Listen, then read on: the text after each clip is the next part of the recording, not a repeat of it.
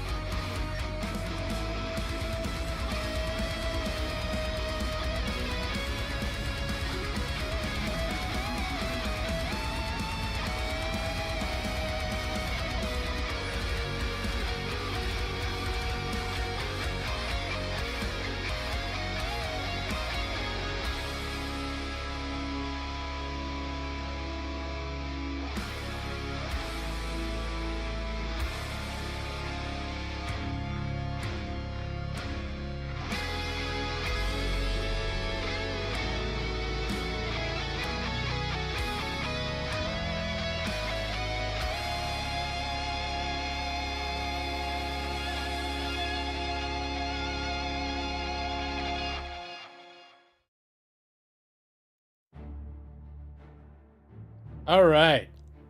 Hello. It is Thursday night. And you know what that means, right? Eric 23. It's Thursday night stream. And hello, Evie 23. Hello, Nick. C.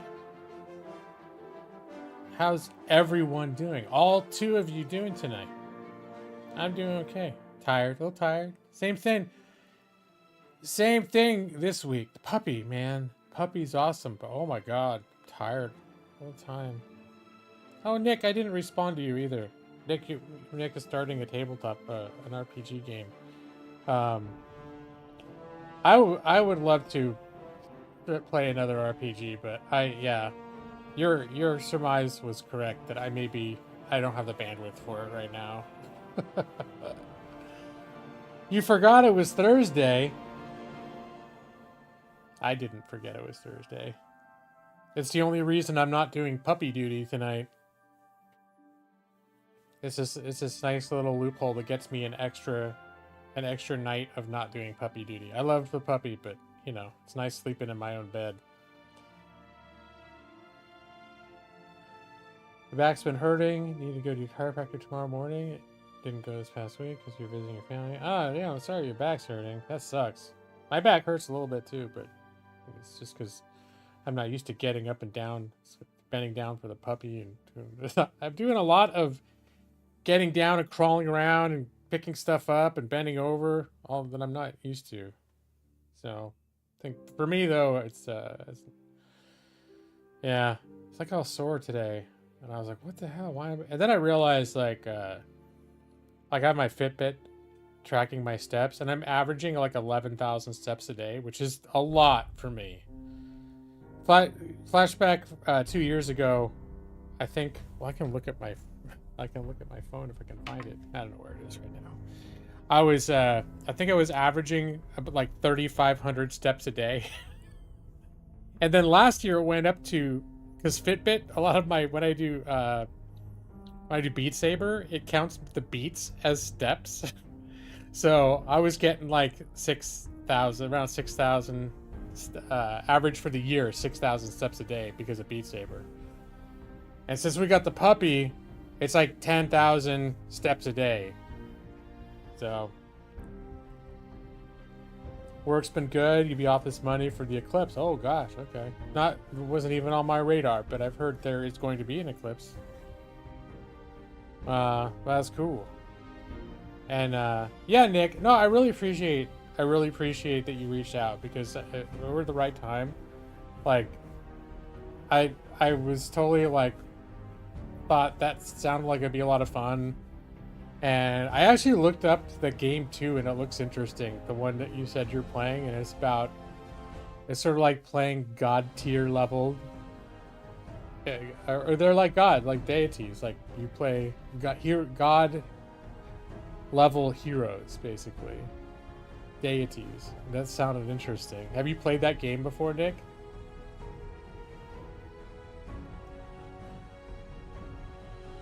And let's see, as for me, the only game that I've really been playing this week that I can think of right now is Stellaris. I've gotten in this routine where even when it's not one of my puppy nights, like around 9:15, 9:30, I just get sleepy. And I go to sleep. I'm usually asleep, but between 10 and 10:30 I'm asleep, which is early for me. Usually I wind down around 11 and end up falling asleep sometime between midnight and 1. That's sort of been like my normal routine. And it's been, so when it's 9 o'clock and I'm free, I can go play. A lot of times I don't even start playing games until 9. It's like, hey, I can get a good couple hours in before I like start settling down. And yeah, it's been like, it'll be 9. I'll be like, hey, what should I play? And then I'm like, everything sounds too hard. Like, oh, that sounds complicated. Well, that sounds like a lot of effort. That game sounds like a lot of work. I just want to lay down and listen to a audiobook, and then fall asleep. You made your own setting, but you used the system. Okay. You played Demigods and a Path to Godhood. You played it, but you've run it more. Okay, so you've experienced both sides of it. I'd never heard of it before, but it is kind of interesting too, because a lot of the commentary about 5th edition Dungeons and Dragons is, by the time your characters get much past 10th level, or even towards the higher levels, 15 and onward is almost unplayable, because the game is just not balanced to give you the right kind of challenge for how powerful your characters get. So it's kind of cool that there's a game that's like built from the ground up around being that powerful. So that's kind of neat.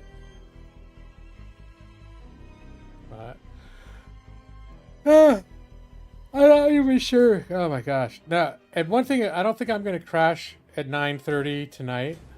But I did want to offer the disclaimer that I have been, my body is conditioned to start getting sleepy around 9:15 or 9:30 now. So, and normally what happens when I stream, and once I'm playing the game, it's like I'll be into it longer. So I don't think I'm going to end the stream at 9:30.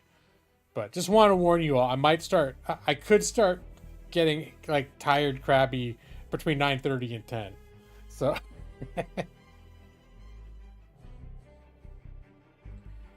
he's getting a vasectomy. Do you want to share? You sure he wants you to share that on a public stream? Okay.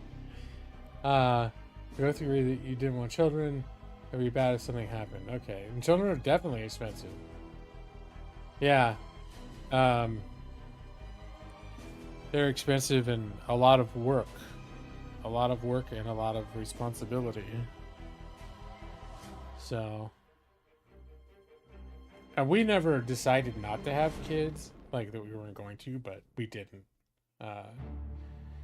We kept putting it off, and it was more like me putting it off, feeling like because we could barely pay, like keep up with our own bills for a lot of the, even when you guys first met me, that's sort of still where I was at. Like, it wasn't like we were about to starve, but we were really, like, we were just barely, like covering our expenses, and the thought of adding any kind of a significant expense, and also just the time and bandwidth we had, you know, if you needed to do childcare or whatever else, it's like, oh god, I don't know.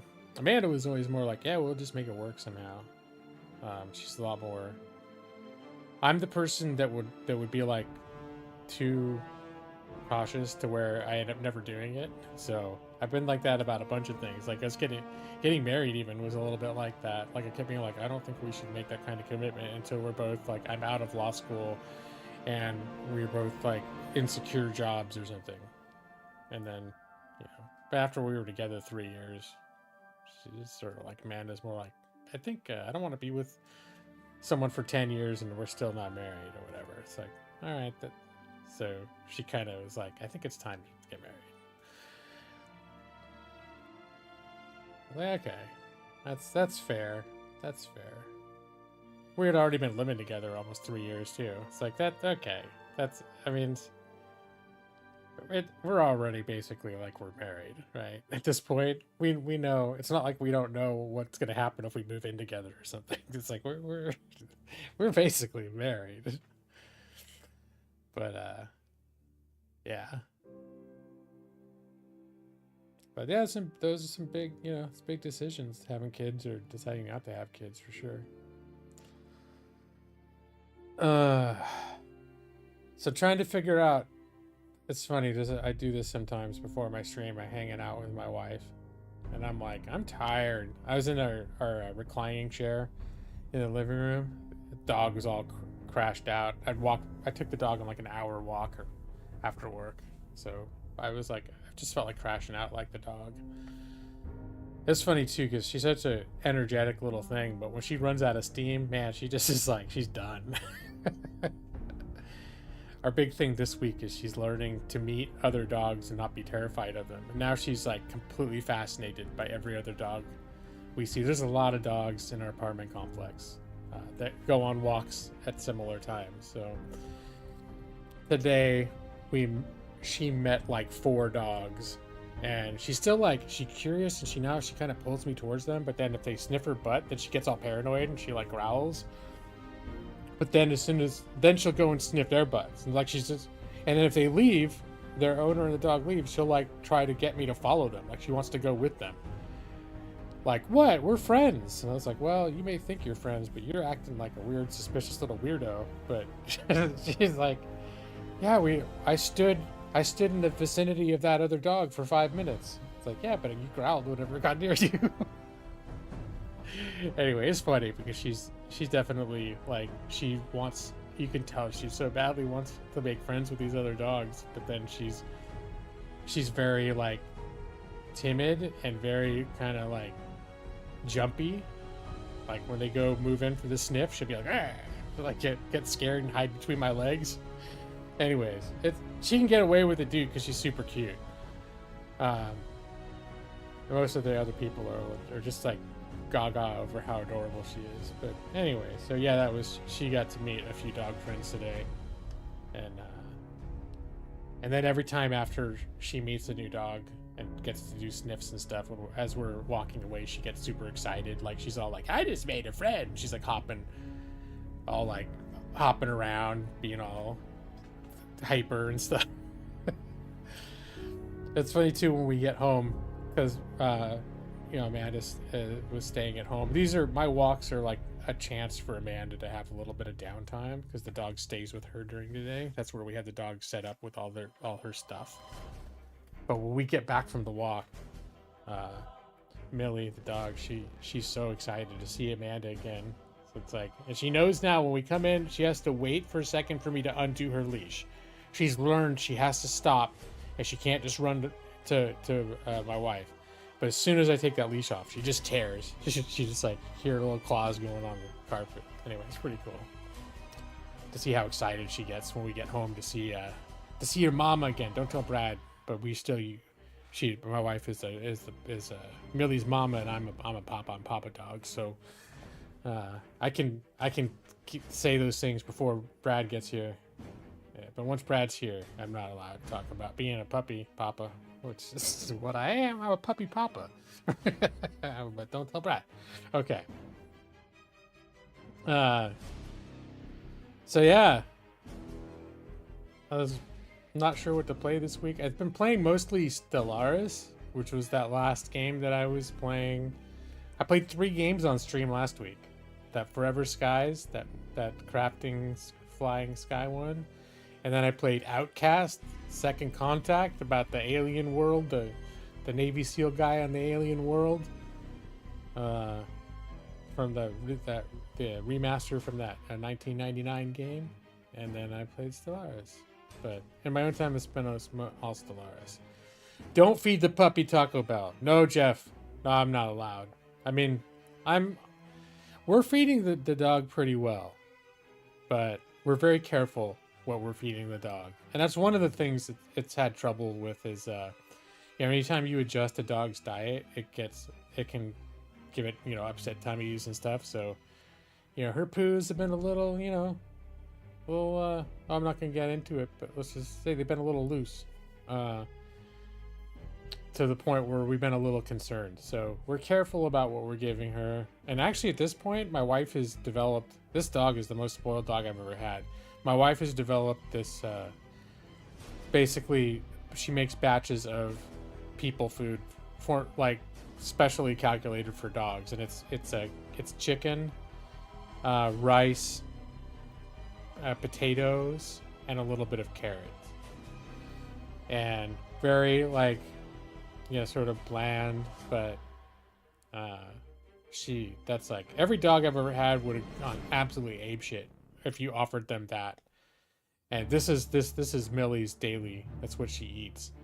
But I love to be able to share my food with a dog. Be like, here you go. And like whatever I'm eating, here you have some too. We're gonna be like food buddies and stuff.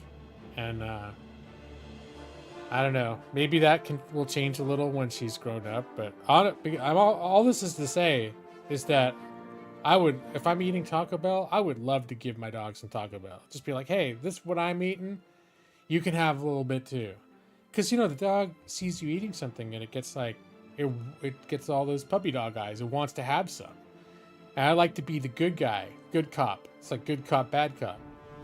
I'm like, yeah, you here, have some burrito. There you go. Good enjoy, dog. We'll be burrito brothers. Dogs aren't vegetarians. They eat vegetarians. I think a dog could be a vegetarian, but we are including the chicken. I think one of the foods that we got was like a vegan, like vegetable only mix. But she was getting like extra tutti or something with it. I think that's why we decided to mix things up a little. Oh no, I think that one also already had chicken in it though. No, it was one of the treats that we bought. One of the little training treat bags. Is it the one that I have right here? Yes, it's Crunchy Treats.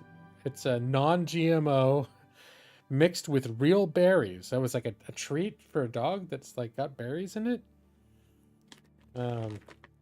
Is it vegan? This is actually, turns out she loves them. Oh, this might actually have chicken in it. But chicken and berries? What? It's got whole brown rice, oatmeal, chicken meal. Okay. Cane molasses, sunflower oil, dried blueberries, dried cranberries, dried cherries, natural flavors. That's where they get you. But yeah, so I've been running around smelling, my pocket smells strongly of berries.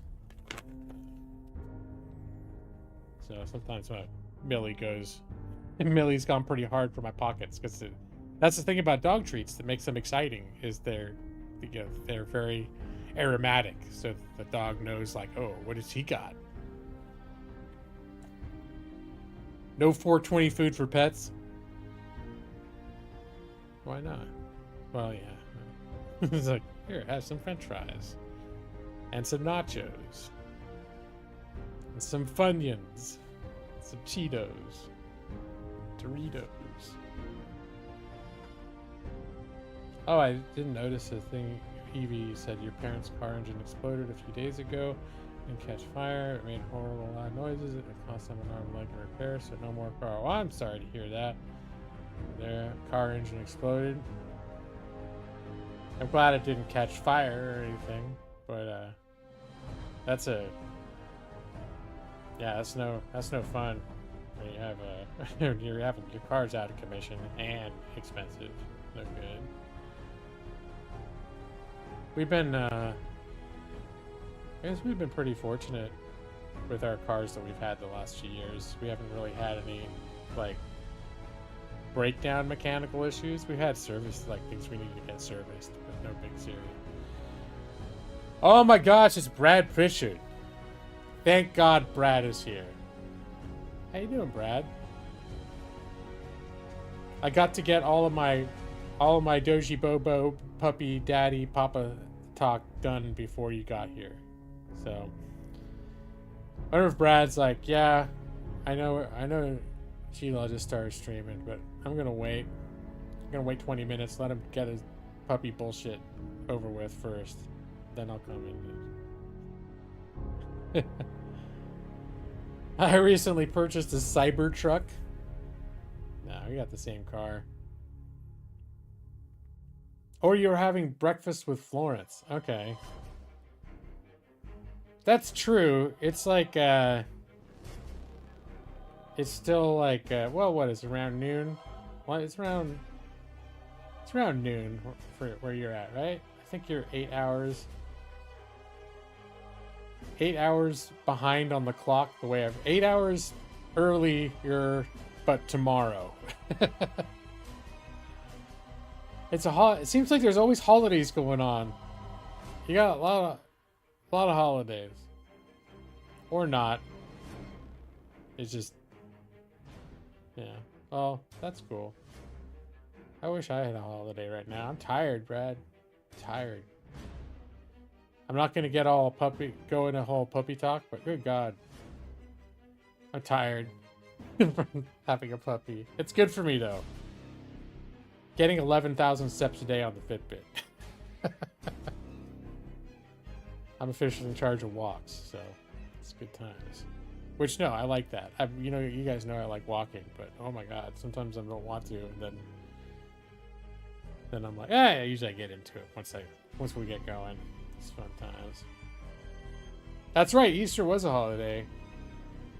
But Easter takes place on a Sunday, though. You don't get off of work because of it. You had toast. Common Chinese breakfast include, I don't know what that is. Jianbing?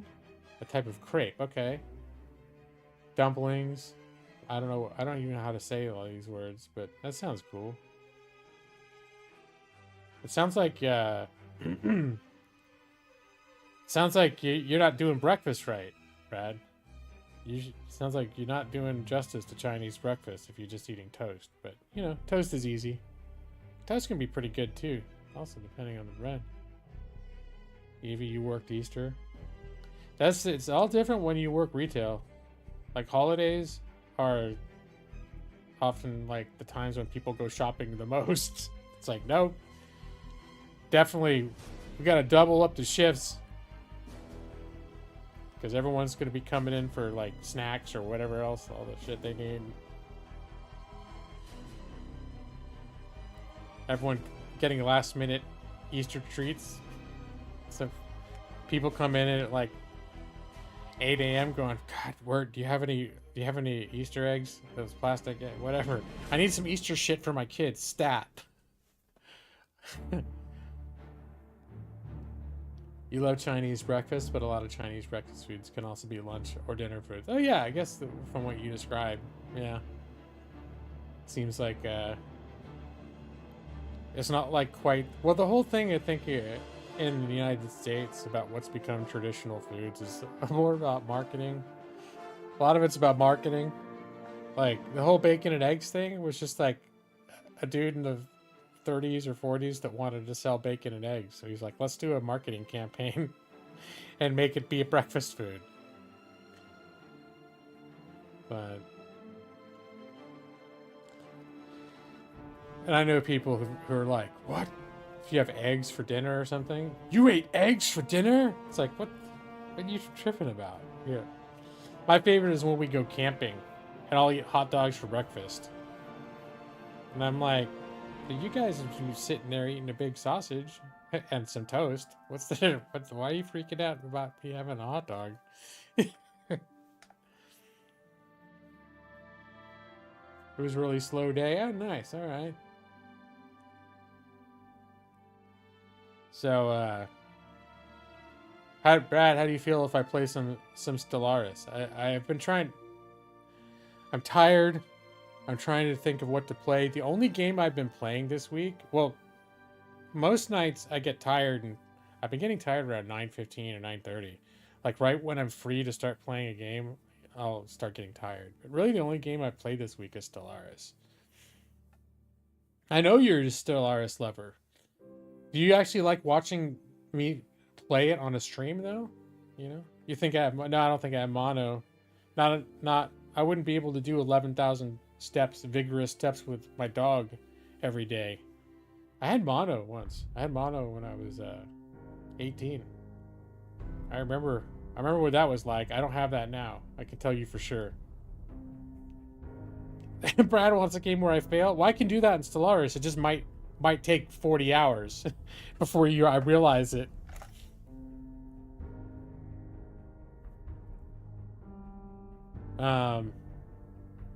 You wish I'd spent a little less time on pause, but still a good time. Okay, well, it happens in CK3 too. I think the problem with Stellaris is like so much is going on with Stellaris, and CK3 I just don't get far enough into CK3 where that becomes a thing. So CK3 ends up being a little more focused, because you don't just expand and have all of a sudden you've got 40 provinces. You can get there, but that doesn't happen quickly. Not as quickly as Stellaris.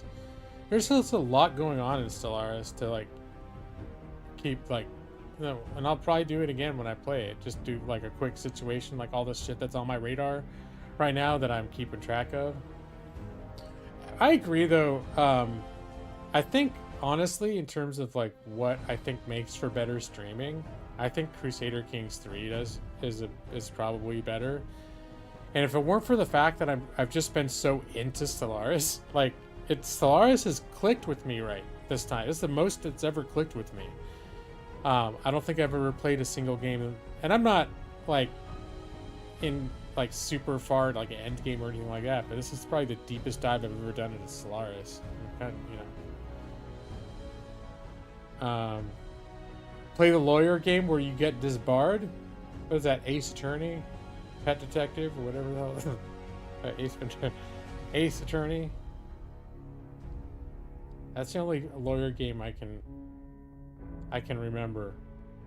Which I've had a million people be like, "You need to play that game because you are a lawyer," but it's like, I don't know. I've seen other people play that game. It just never, just like that game. I don't know. It just doesn't look like it's for me. It looks like it would get on my nerves. Yeah, definitely funnier things can happen in CK3, which it's true. And the stories are a lot more character based and relationship based. So the stuff that does happen is more relatable, I think.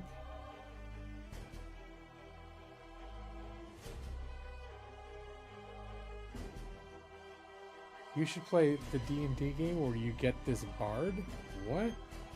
Oh, disbarred or this bard. Oh, I see where Nick's going with that. But you know, if Brad was super excited, I could play some more Forever Skies. In case you guys wanted to see how that was going. I did play that a little bit more. I think I played that a little more over the weekend, now that I think about it. But I think that's not one of those games that like that I would end up playing for weeks and weeks. It was certainly a game.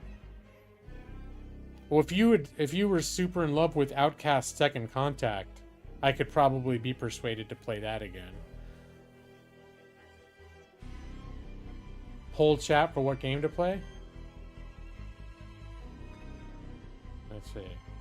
But what if... I'm sort of leaning towards Stellaris, though.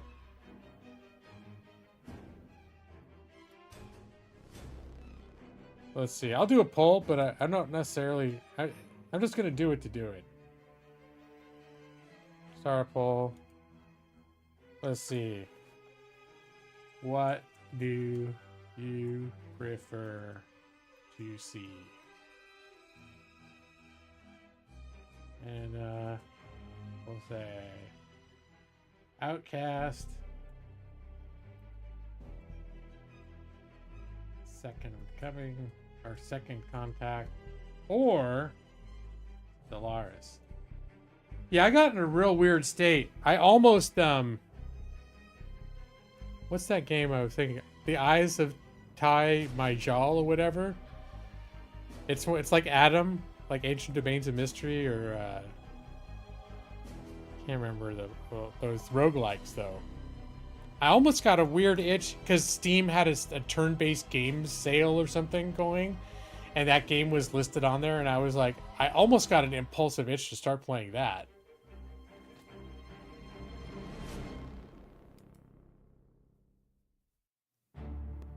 There it is.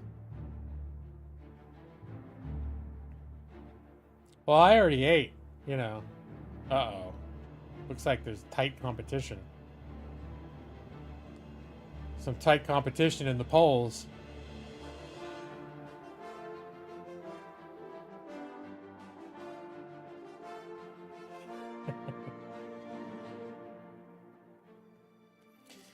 So, Ezra, neither of these things can compete with the grandeur of Stellaris. It's on a galactic scale. Yeah, it is. It's true.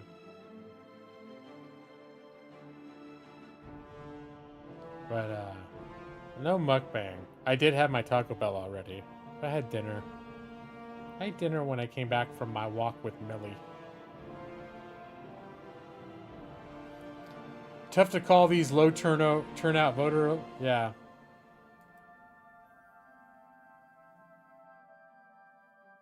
Well, technically speaking, well, I can't see how many votes. There have been 6 votes. All right, that's actually, for my channel, that's a pretty big turnout. I'm kind of liking doing the votes in the stream instead of posting them on Twitter or wherever. Because, first off, half the people that actually come on my streams don't go on there anyways, like, Brad. And then, you know, why? The only thing is I can't plan ahead if I'm going to do the poll on the stream. You know, I like to have the stream all set up like, I'm going to play this game. But, you know. Mukbang, but it's all just a stockpile of Taco Bell sauces. I'm sad to say that I burned through my stash, my stockpile of Taco Bell sauces. I literally had the last one today, and I had to tap into the La Victoria taco sauce to finish my burritos. We have some La Victoria taco sauce in the fridge, which does the trick.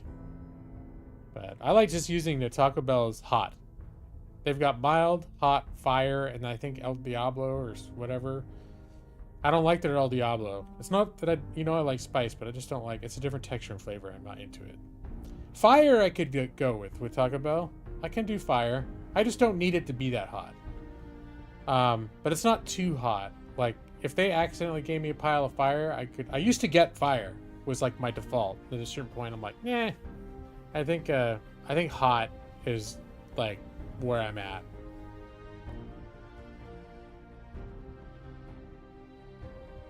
Ask my wife to ask for extra sauce the next couple of months.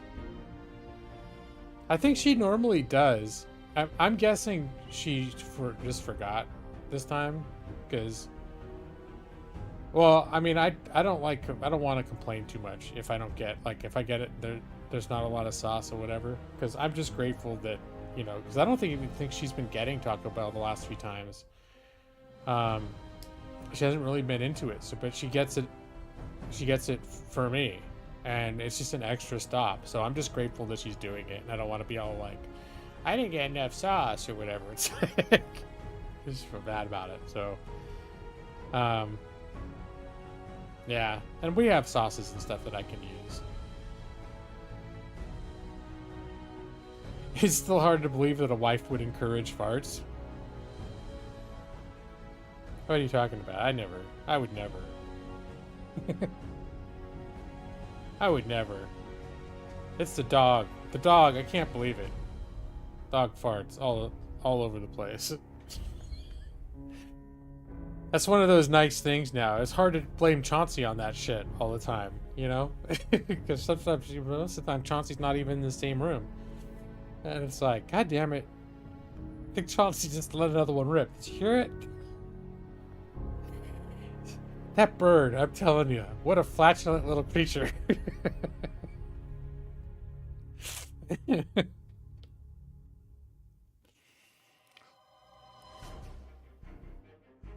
Now, I did have an incident where a certain noise escaped me, and Millie became very like confused.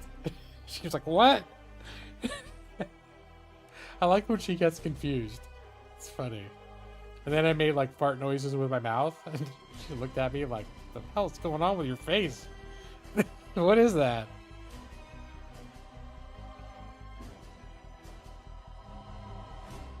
Oh my god. Outcast Second Coming is winning, Brad. Uh-oh.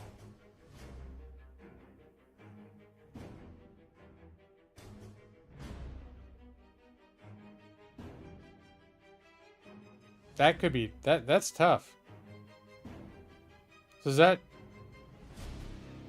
I mean, my first thing I want to say is, does that mean I should play Outcast Second Contact? But that was exactly what the poll was.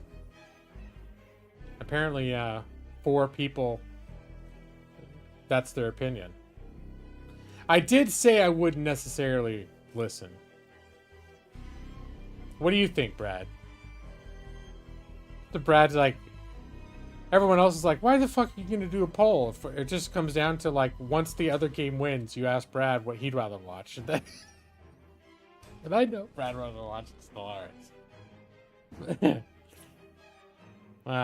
And Brad, I see you've been doing some VODs, some VODs, non-stream last couple days.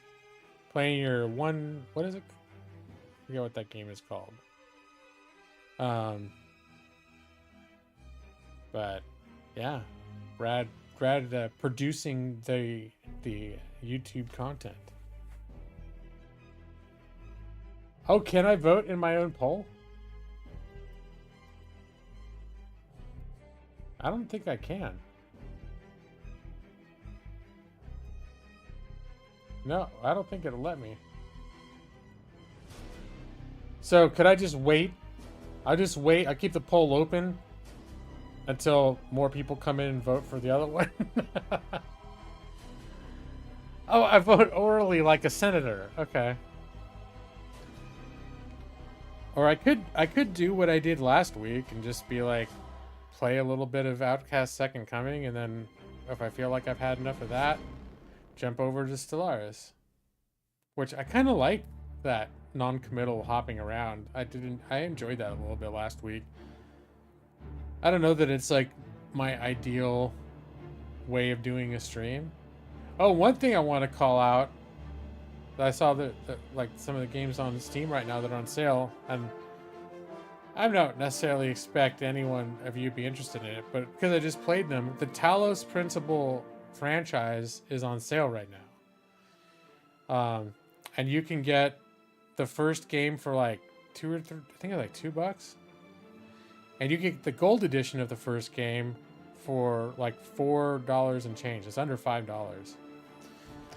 So if anyone has never played Talos Principle, those laser puzzle games that I was playing, you get that first one really cheap right now. And the second one, which anyone could just start by playing the second one. You don't necessarily have to have played both.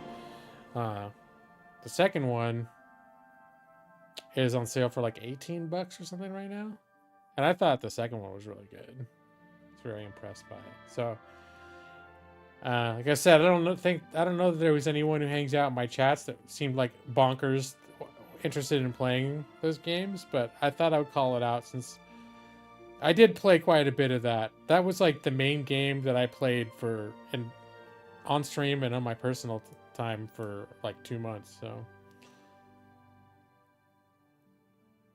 Yeah, Symphony of War. Um, I could see that. And Symphony of War I actually already owned. Um, but that it's on the Humble Choice or Humble Monthly. Is it Humble Monthly or Humble Choice? I can't remember. They changed the name. It's the monthly Humble thing, Humble Bundle, and I thought there's some decent games on there this month, Brad. What did you think about the selection? Um, I think there were like 3 or 4 what I consider to be pretty solid games on there. I mean, I own a couple of them mostly, but Victoria 3, I'm happy to see it's on there. Victoria 3 seems like way too much for me to play. It's like the most complicated Paradox game. So for people who don't know, Victoria 3 is the same studio that makes Stellaris and Crusader Kings 3. So if you thought those games look complicated, just consider like if it was 3 times more complicated than Stellaris. And that's Victoria 3.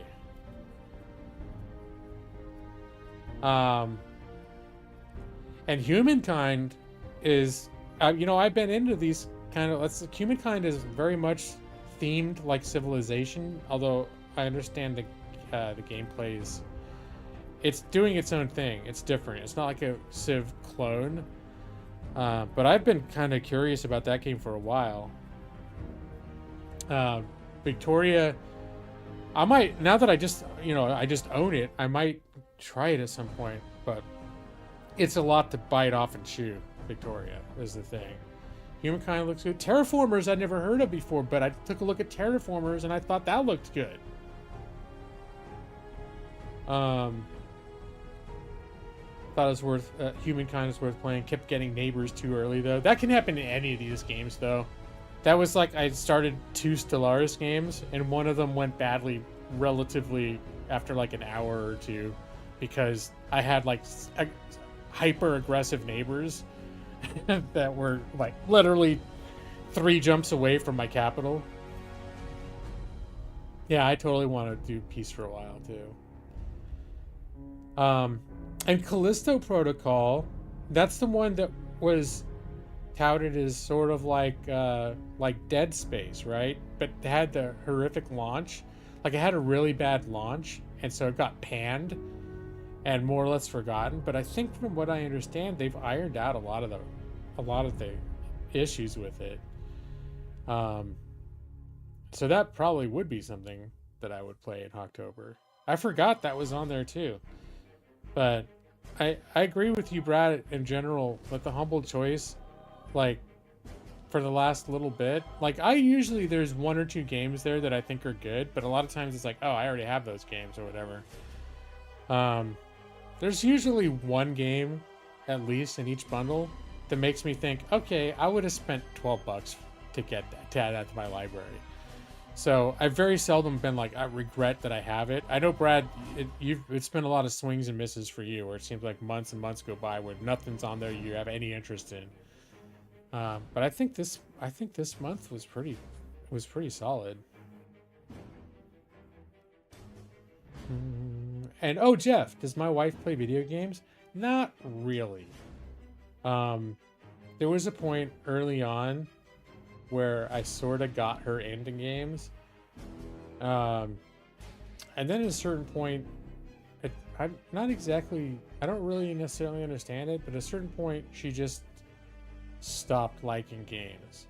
Or she just stopped thinking they were worth playing. And so she sort of stopped playing games. And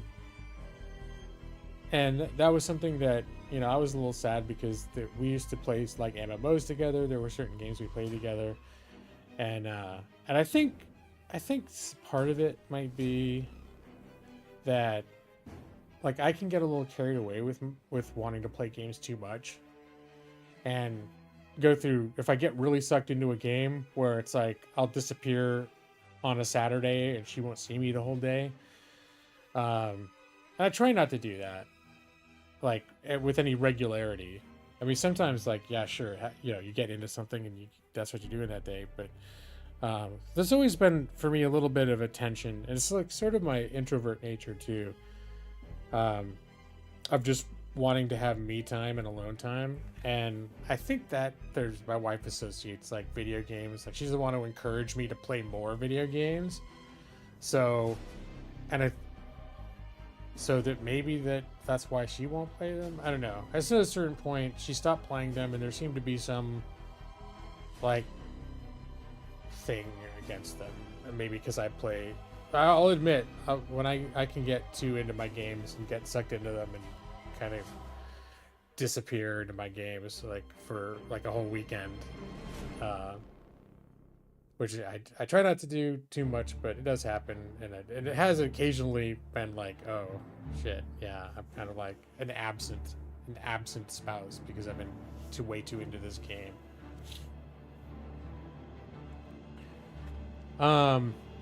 Citizen Sleeper is supposed to be really good. Yeah, that came out the previous month. And actually I had downloaded that because that game is in the hell is it? Game Pass. The Xbox Game Pass. I downloaded it and I started playing it and I realized I just wasn't in the mood for it. It's one of those sort of like text-heavy story type games, like Life of Suffering of Sobrante, or there's a few games that are like that. I would say it may be a little bit like what's that one RPG where you're the weird detective in the dystopian future, where it's all story and like no combat. I don't know why I can't think of the name of it right now. But some people compared it. You'd all, or Brad, I'm sure you would know what I'm talking about. I don't know why I can't think of it. Disco Elysium, exactly. That's it. Exactly.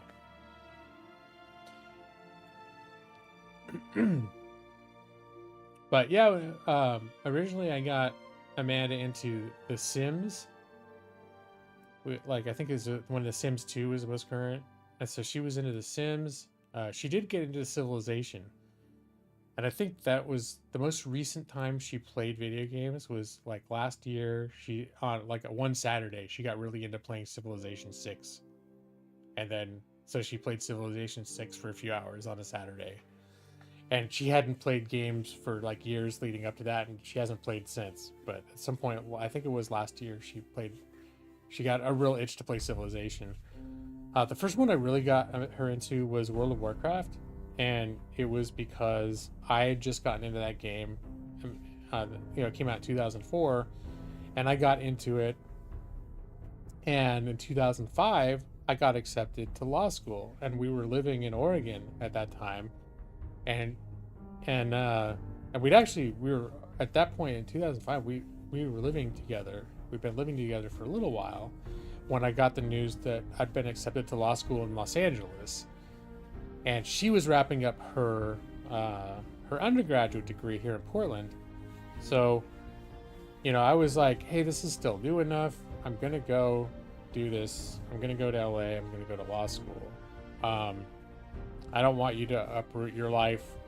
It's like if this is, this could, whatever. It was like, I was like, I need to do this. I understand, I don't expect you to come with me and like uproot your life and come with me, but I want you to know that I would welcome you to do that, if you wanted to do that. And she did. So she finished her undergraduate. She had like 6 months left, and so I moved first to LA. She finished her undergrad, and then after like Christmas, then she moved up like halfway through my year in law school. She moved up there. But there was about 6 months where we were going to be apart, and I thought that was going to be really tough. So I kind of convinced her to try World of Warcraft, so that we could have something that we could do together when we were apart. And I think it actually worked. I think that worked great. Like, she really enjoyed World of Warcraft, and we had a lot of fun playing it together. And then, we had those, like, the unlimited minute family plans. The cell phones plans were a little more restrictive back in 2005, but I think you had friends and family, like, anytime minutes type of things where certain people you could talk to as much as you wanted. So we would just sit there, like with phone like headsets or speakerphones, and just play World of Warcraft on the weekends during my first semester of law school. And that's pretty cool. So that's sort of how the video game thing started. I had to make sort of a hard sell, like, please just try this. I think you'll like it. And then she did. She tried it. She did. So that was. And then, like, after that, we played quite a few different MMOs over the year. Her and I played a good deal of Lord of the Rings online. It's been quite a while, but we played quite a bit of that. And trying to think. I know we tried a number of different MMOs over the years that we would kind of get into and play for a while. And, yeah. Mobile minutes and included the text. Yeah, the SMS really meant something back in the day. Yeah, I mean, the thing is, it's like, there's still there's still like limited data plans now and stuff. But they don't do it in terms of like call minutes. Are there any plans that measure how many minutes you're on a phone call? I feel like it's been a long time since that's been a restriction. Now it's like they just have general, or it won't be a hard cap, but there'll be like a data limit, and once you've reached it, you get throttled. Like your connection gets throttled, so you barely have any bandwidth.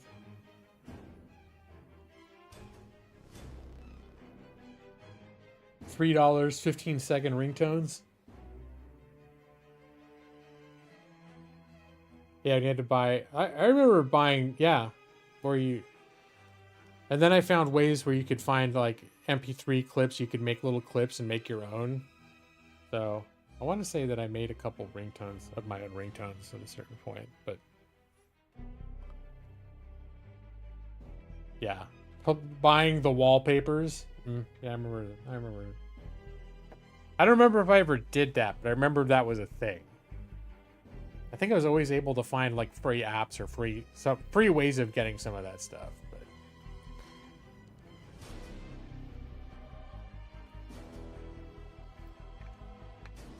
all right, well, I'm gonna end the poll. I think definitively Outcast Second Contact won the poll. So probably what I'll do is I'll play a little bit of that, and I might still do like last week, jump to Stellaris. It'll be like last week, except I won't torture Brad by playing Forever Skies.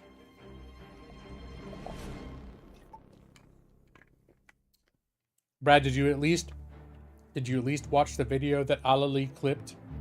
She clipped the scene in Forever Skies where I was eating something disgusting and lamenting that you weren't there to see it happen, Brad.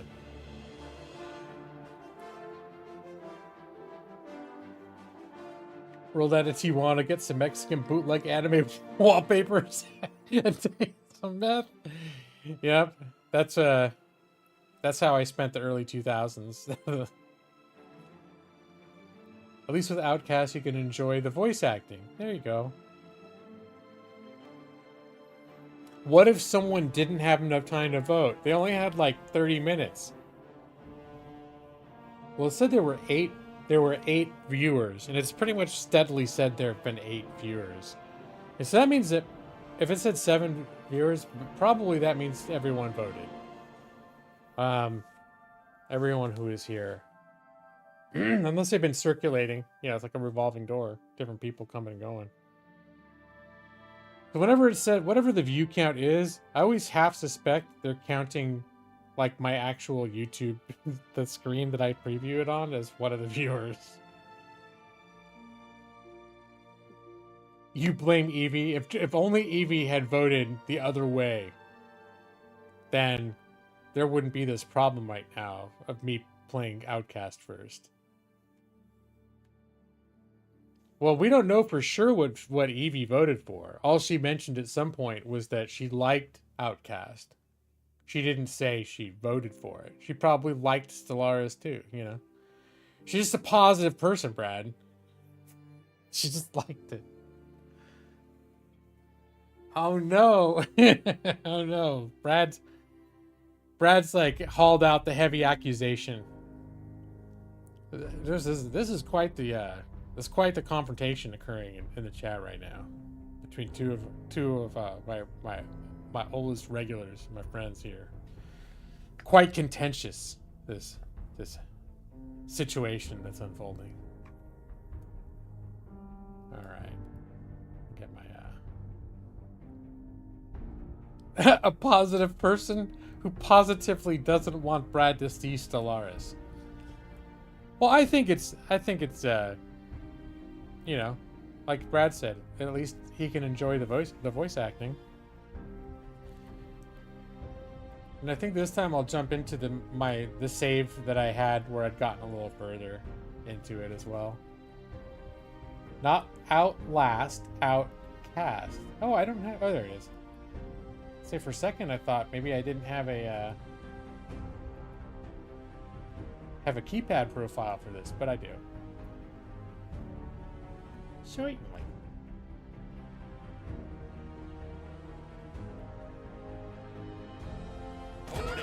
Seconds of gameplay.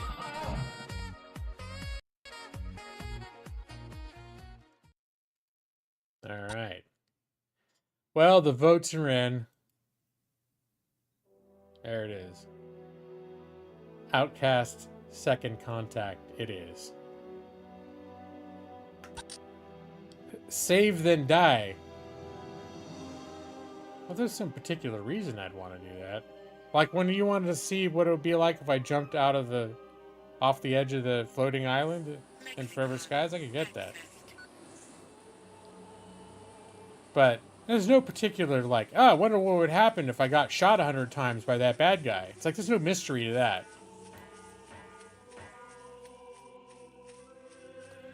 All right. Wait, where's my all right, there's that. Lexicon.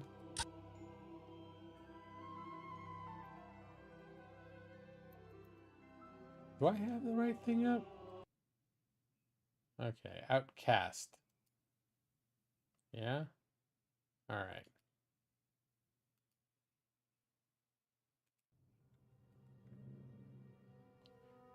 Whenever I jump to my other screen, all the audio goes away. Oh, my health is at 61%. I could use a heal. How's my weapon? I got 400 rounds. Okay, we're good. There's a priest in here somewhere that will heal me. Like, all I gotta do is ask him.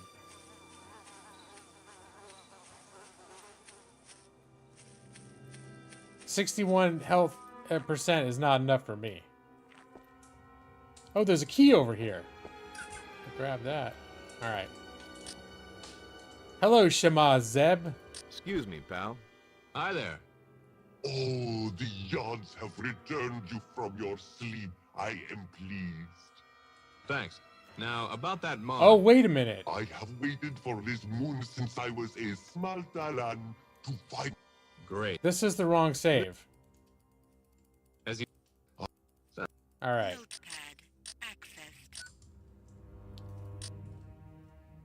That was the wrong save. That was the one that I actually was doing last time. I actually want to skip forward. When you wake up, you definitely no more than 30% health. And you almost always make it through the day. Well, that's very impressive for you, Brad. I like 100%. That's nice. Let's see, what do I have here? Looks like I've got, like, most of my health.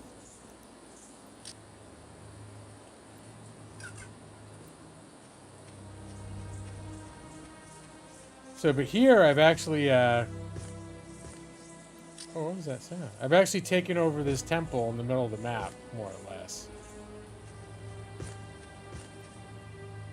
There's some portals over there.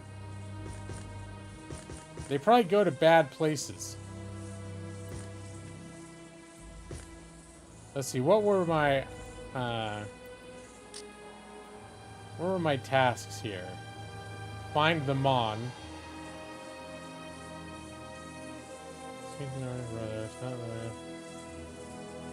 Find the Essence Stone. The Essence Stone is outside of Temple Fae.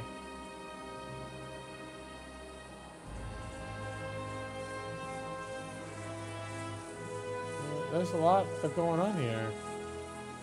The essence idols are hidden in the storage house. Okay, that's why I was doing the storage houses.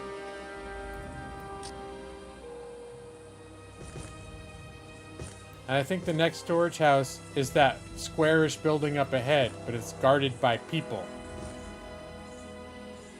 And hey, what's going on? How you doing, Keith?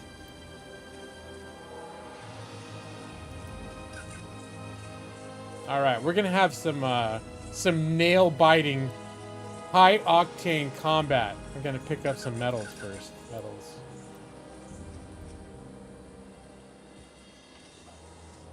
All right. Oh.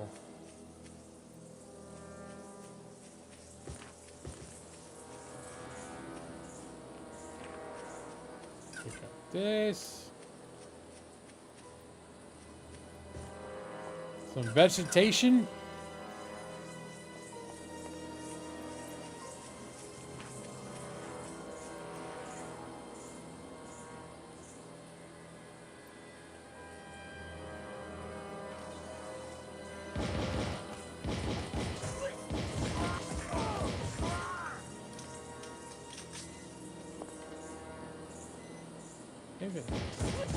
I got him.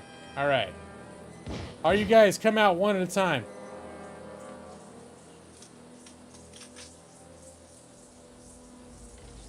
There, come around the corner so I can shoot at you. State-of-the-art combat. All right, maybe I gotta jump across. Are there piranhas? I see little piranhas swimming around in the water. Warning. Mid-level energy source. I know it's out. Stable organic energy detected.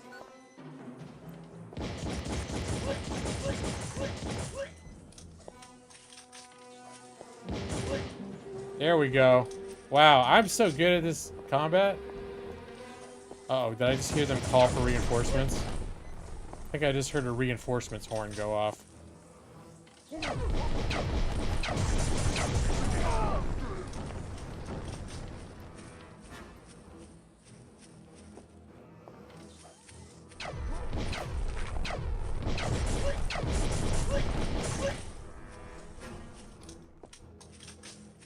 Oh, there's a guy up there. Alright. Oh my god, where'd he come from?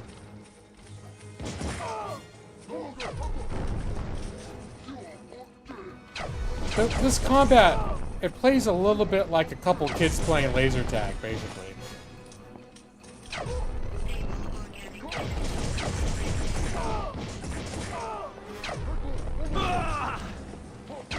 I got you! You have to lay down. Oh man, I just got this. I'm hurt though. I suddenly realized, like, I wonder if there is melee in this game. I don't think there is. Yeah, but actually, if you put your gun away, you can, you can't go in. I've never seen it work, but all right. I think I may. This could be a time to use a med kit.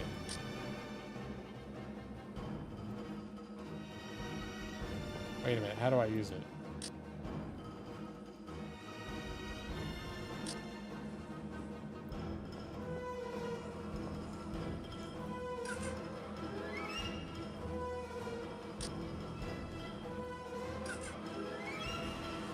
All right. What are my damn keys? F3, F4, F5. It said this was F2. Why is it not letting me use my medkit?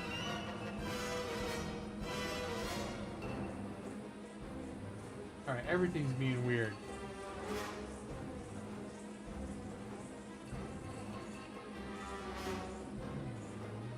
Okay, here we go.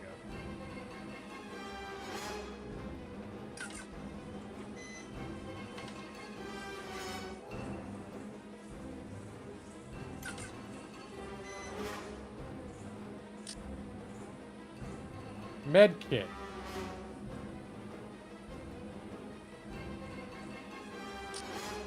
Maybe it won't let me use it in combat? Oh my god, did it? Okay, never mind. I thought it would be more of an animation. Thank you for calling that out, Jeff. I wonder if I hope it didn't just end up using all those. Poke your head up, you bastard. That's right. Okay. I really hope I didn't just use 4 medkits. But yeah, now I look, there's a little health bar under my my gun. It is now full. Stable organic energy detected. There we go, some crafting materials down there.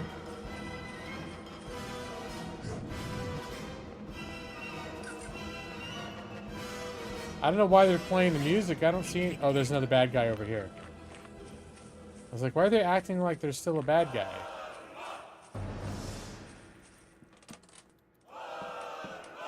But I see there's one more bad guy over here.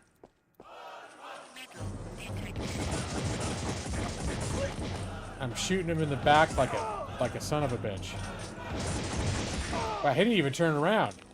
I hope he was actually a bad guy. But whoops. Alright. Put away the gun. And get the key out. Use the ASH-1 ammo located. Lots of ammunition. And I think I need to shoot some of these things. And more medical supplies. Boom. Boom. No that. No that. No that. Camera down here.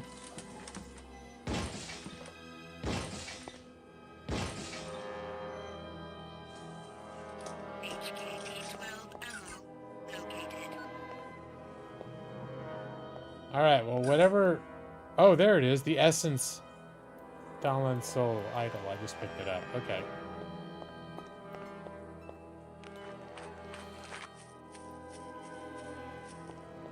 Metal detected. Where's metal detected?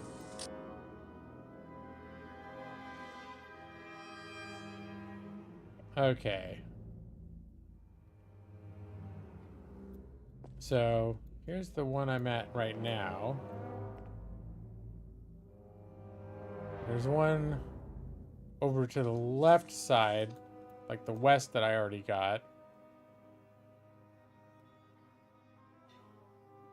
How many of these things am I supposed to get? Oh, I see more.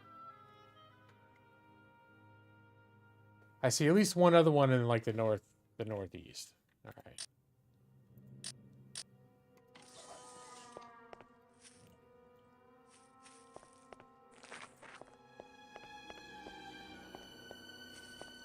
Since I'm here, I might as well go all the way around. Stable organic energy detected. Collect all this stuff. You can use this crafting material. There's a crafting guy in the village that will make you ammo if you bring him the right crafting materials. Or I think he can make med kits too. I think he make more than just ammo. Stable organic energy detected.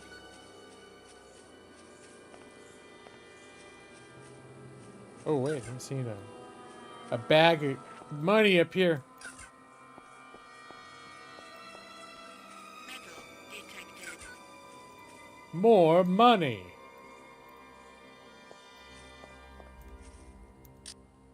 Alright, so I think... Yeah, just jump across here. Head up in that direction. I hear my wife in the other room coaching the puppy. Down. Get down. Which is a surefire sign that the puppy's getting a little hyper in there.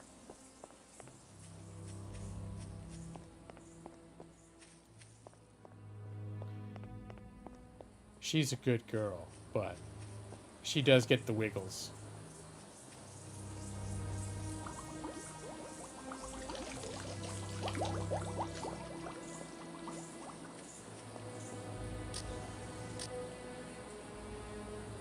Okay.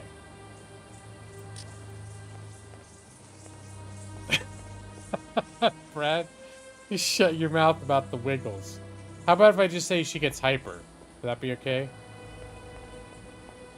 But Brad doesn't like any of the baby talk, like sort of the animal baby talk. Let's picture Brad talking with his cats. Foreign vegetation. He's like, hello, cat. Here, I'm going to prepare you some food. Oh shit, fell in the water. Oh no! Explosive detected. Alright, time to get out of the water. Get out!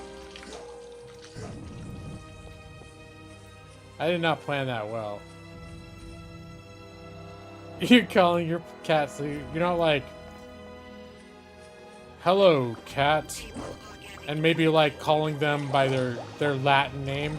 Hello, Felinus Aquilanius, or whatever, you know, whatever it is.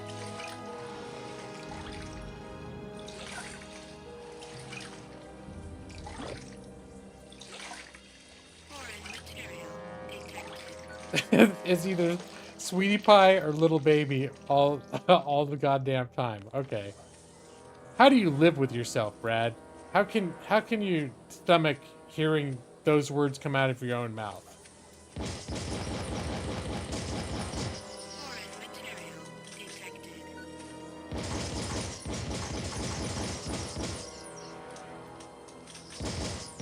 Now back off, you little bitches. They drop little meats. I don't know what you use them for.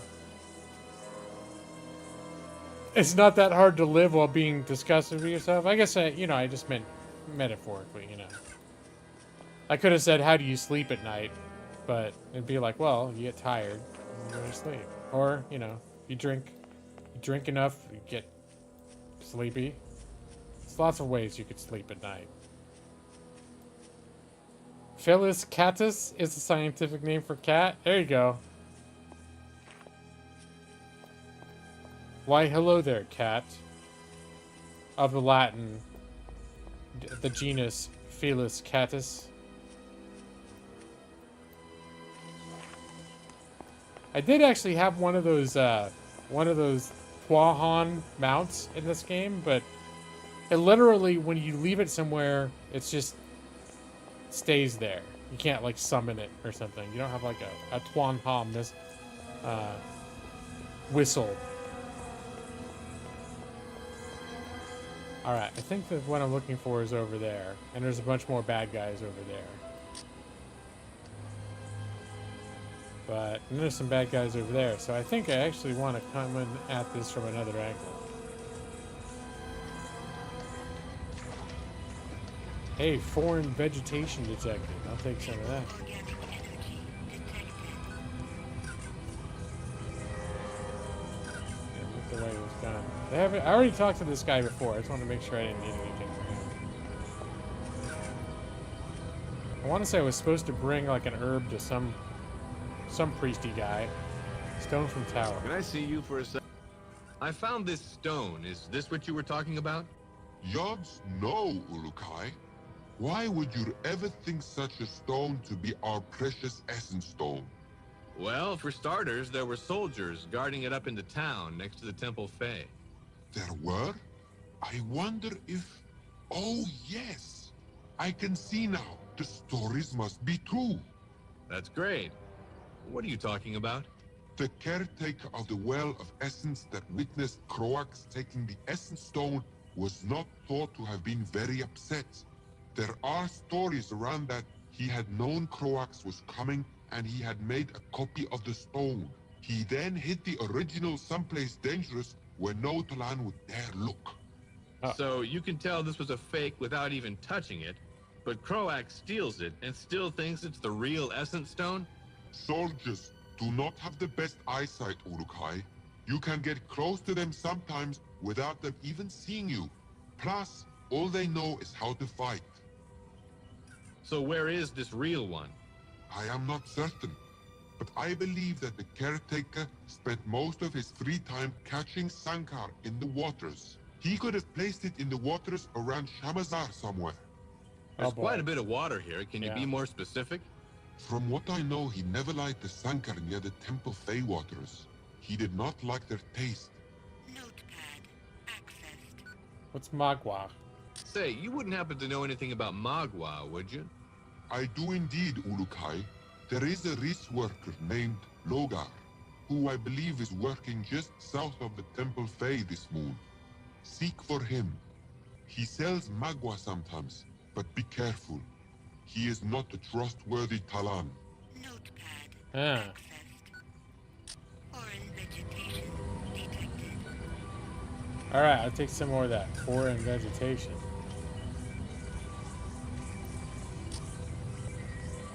So, what exactly am I doing at this point?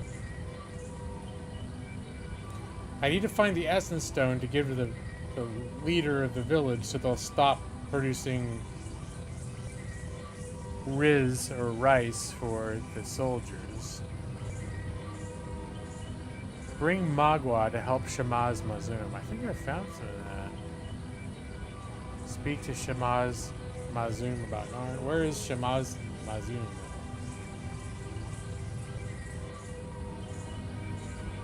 It's back in the olden days where it's like you'd have quests to do stuff, but you have no idea where the fuck to really to look for them. Like, I guess I'll just stumble across it if I'm lucky.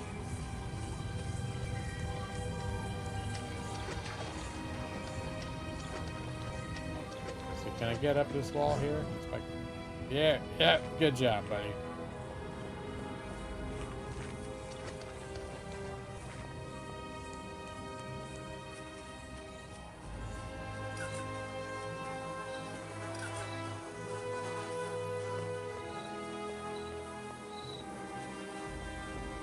Warning. Mid-level energy source Uh-oh. detected.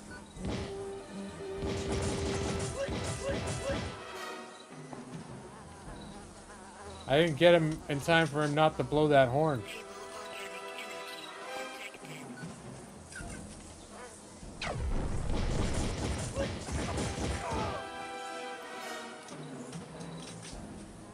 detected. They're all acting pretty cash about all this.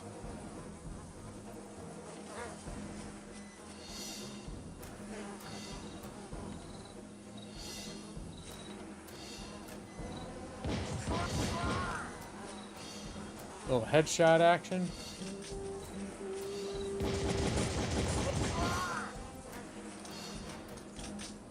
Yeah, the stealth approach does not seem to be particularly effective. When doing this is not that hard.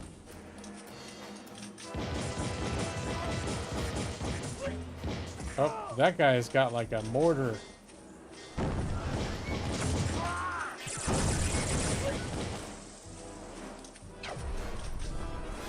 That guy had like a laser machine gun.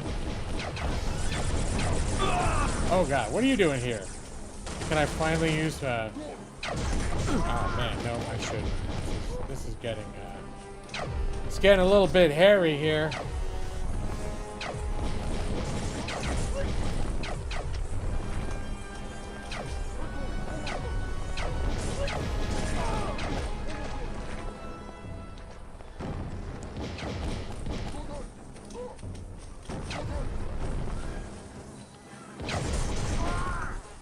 Another one down.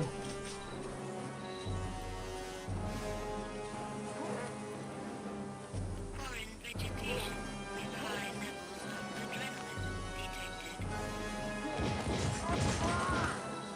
Yeah, camera is a little bit.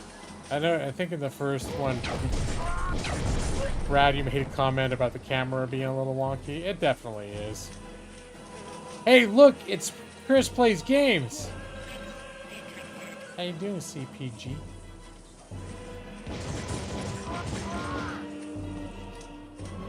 You weren't here when I said this earlier, but the entire Talos Principle series franchise is on sale right now. In case you're interested.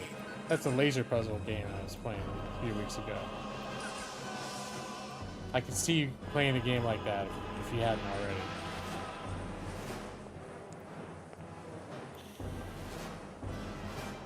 Alright, I'm gonna just... There we go. Just gonna do a little bit of murder.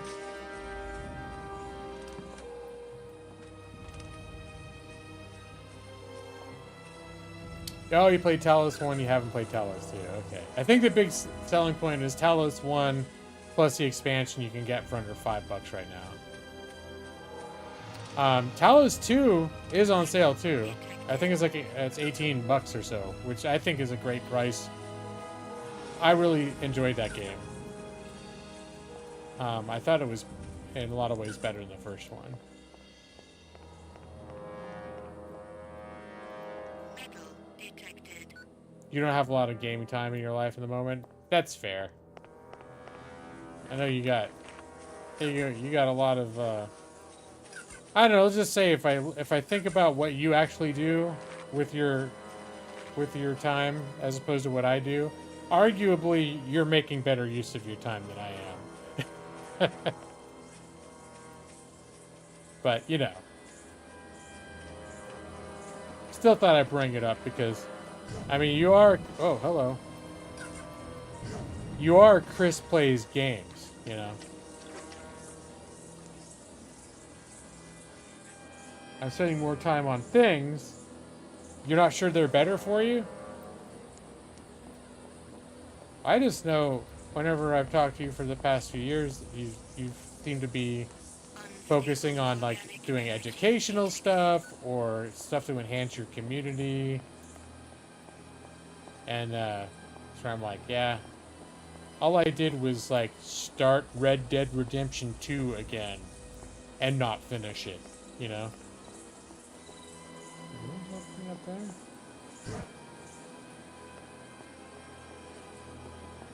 Yeah, there you go. Always trying to make the world a better, make it a little better instead of being a lazy sloth. Yeah, I'm doing. I do more of the latter. Although I've been more physically active. We got a puppy, so I'm making the world a better place in the sense that we hope we're raising a happy puppy that's going to bring joy to the world wherever it goes. It's certainly been the center of our lives for the last few weeks. And it's one of those, well, because she's super cute as part of it, but I take her on 2 to 3 walks a day. And pretty much everybody that sees her is like, oh my god, she's so adorable. What a cutie. You got your 14th e-bike this afternoon. Oh my god. Alright, cool. Okay, now I remember you were talking about e-bikes before.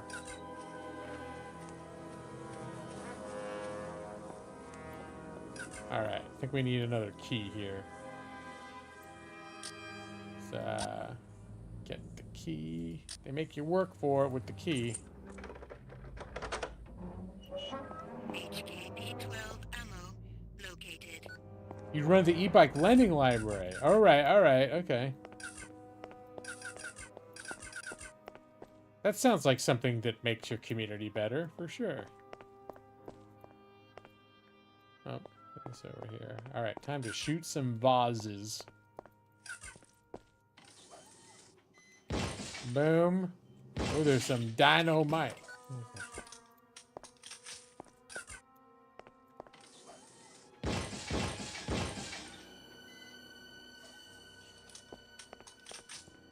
And a bunch of people now ride bikes instead of driving cars. Cool.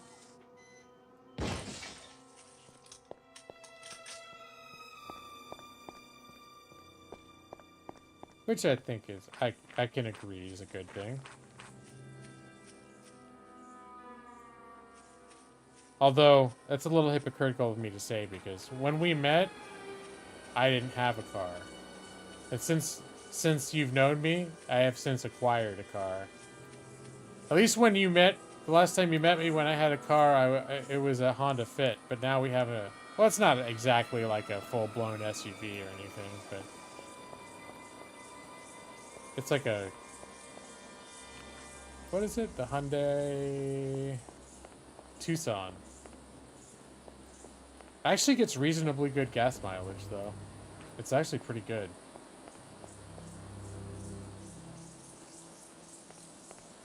Maybe you probably already had a car, Chris. I went from not having a car to having a car. So I increased my car-ness, my car-havingness by 100%. You put more miles on bikes in the last 6 months than on your car? That's cool, though. Yeah, absolutely. Oh, I see a stick. These sticks have hidden treasure under them. There we go.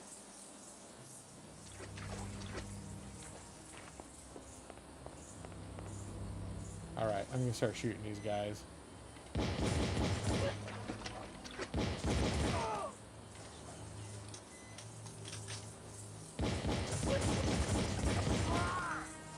Alright. And maybe there aren't that many guys up here. Oh, there's a whole bunch over there, though. Okay. I think I've cleared out this temple, though. UCASH-1 ammo located. Ooh, look at all this valuable stuff laying around.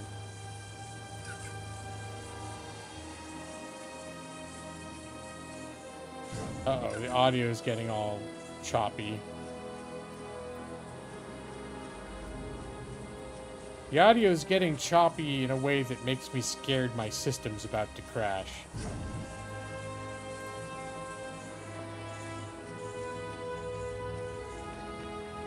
Let's see, can I use it?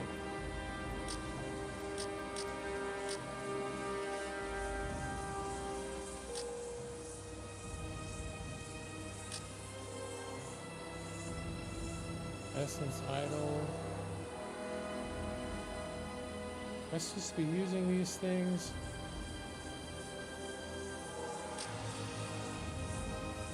Yeah.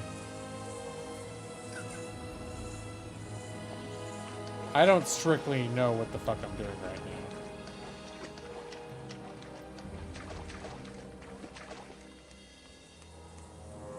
But I think these stones I've been getting may have some way to open up these temples? I could also be completely wrong.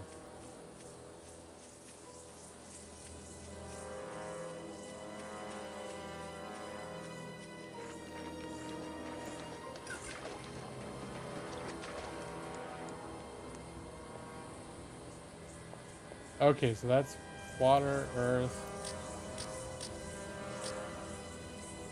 These things have any...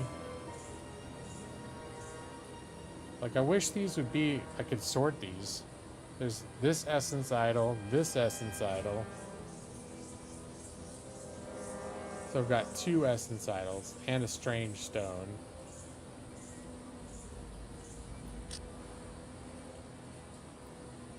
I want to see one of these essence idols looks kind of like that shape up there.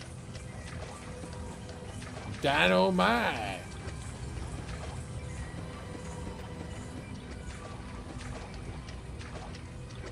That symbol on top of that one, oops, looks a little, does it look a little bit like this shape right here?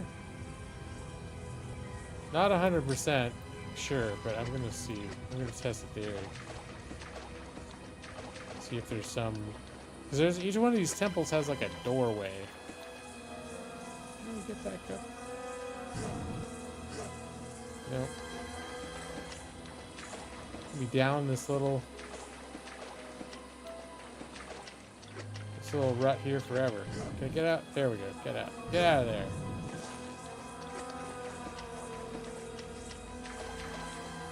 Yeah, I feel like I should be able to... Like, there should be something I can stick this into. You've beaten 5 games on Steam this year. You think you're doing pretty good? That's actually is pretty good. I don't think, Well, I've been finishing some games.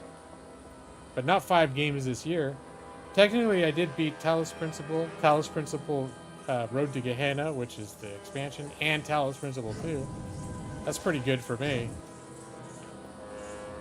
Yeah, puppy life is tiring. Like, we're doing stuff where we have to spend the night with the dog.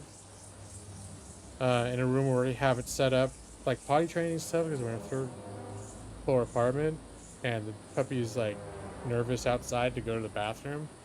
So we have these pads and stuff.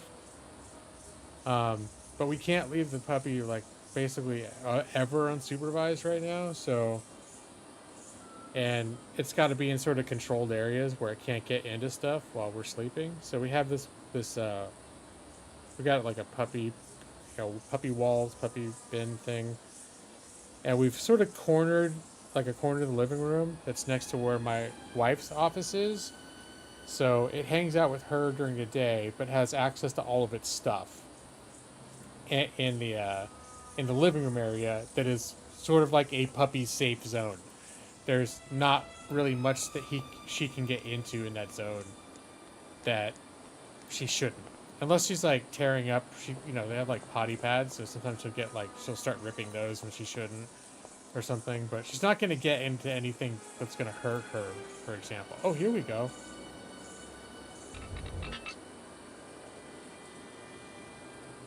What did that do?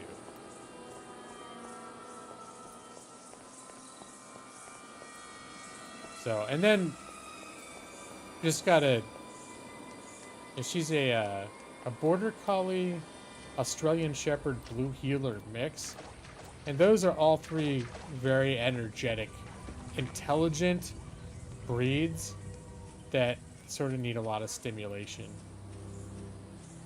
And she's still a puppy, so luckily that means, puppies sleep a lot more than adult dogs, but she definitely has got she's got an energy streak. And when she gets like her like hyper thing going on. Do I think my dog will be smarter than you are, Brad? Nah, I don't know, man. I'll have to see. I have a pretty high opinion of your intelligence, Brad. So, I think my dog will be smarter than all of us in some ways, and not in others. I have a feeling the dog might be able to outsmart me. I don't know, we'll have to see. When we got her, you could choose, because there were male and female, so we had a choice. And because there were, I think, 4 puppies together, a couple males and a couple females. And Amanda immediately fell in love with this one, but when she called me about like, hey, should we get a puppy?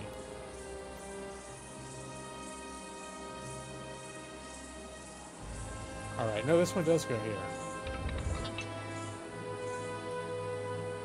I don't know what it did, but I put it there. Yeah, and these dogs, like collies got those big pointy snouts. They got some noses on them, for sure. Like, no, they're not like necessarily bloodhound level noses, but they have some pretty impressive noses. And then also, like two of the breeds are shepherd dogs, so they're really good at figuring out how to make other animals do what they want. That's like part of their instinct. So that was the warning.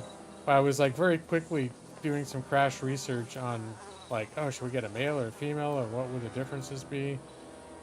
And they said the male the females tend to be more calm and less food motivated, like they're less crazy about food, but also more intelligent in a way that like, where if you don't know what they're doing, they'll figure out if they can run you, and they will. So that is something that like female border collies and Australian shepherds are both known for. That if you're not smart and emotionally secure, I don't know what it is they look for, but they will run you. And figure out how to make you do what they want. And be doing it very intentionally.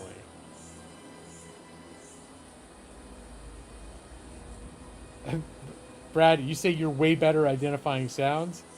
Yeah, they do overreact to a lot of things, but then they can also hear a lot of shit you can't even hear. So they win there.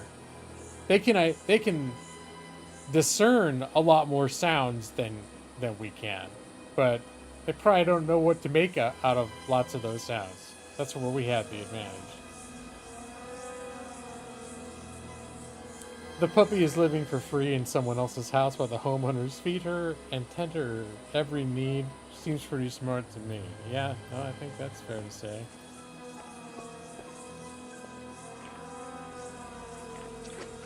So what the hell did that stone... Maybe I have to put them in all the temples. Like, when I put the stone here, it doesn't just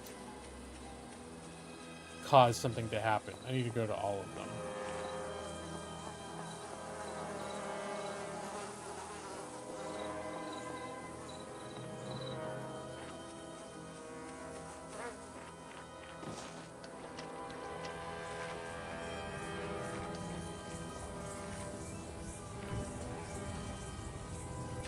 But, yeah, she's a lot of fun.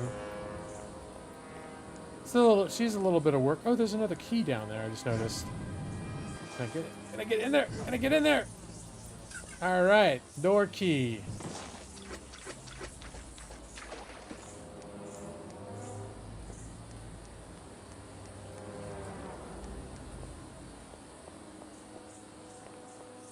Yeah, the big fun thing the last few days has been, she's really shy of strangers and other dogs, but she's super curious to meet them. And so I've been taking her to the dog park. Do I have a key for this one? No, I do not think I do. Okay. So I've been taking her to the dog park and there aren't always dogs there, but there is a dog park in our apartment complex. And then just walking around, we'll run into other people with dogs. And so she's gone from, like, if she spots a dog 50 feet away, she freezes and hides between my legs, to now she has had some closer contacts and realized, like, hey, some of these dogs are like, they're nice and they're not scary, and they want to meet me. You two are curious to meet the dogs? There's a three-legged dog in the building and you're a huge fan? Oh, you haven't met that dog yet, though? You just look from afar, like, someday maybe I'll meet that dog.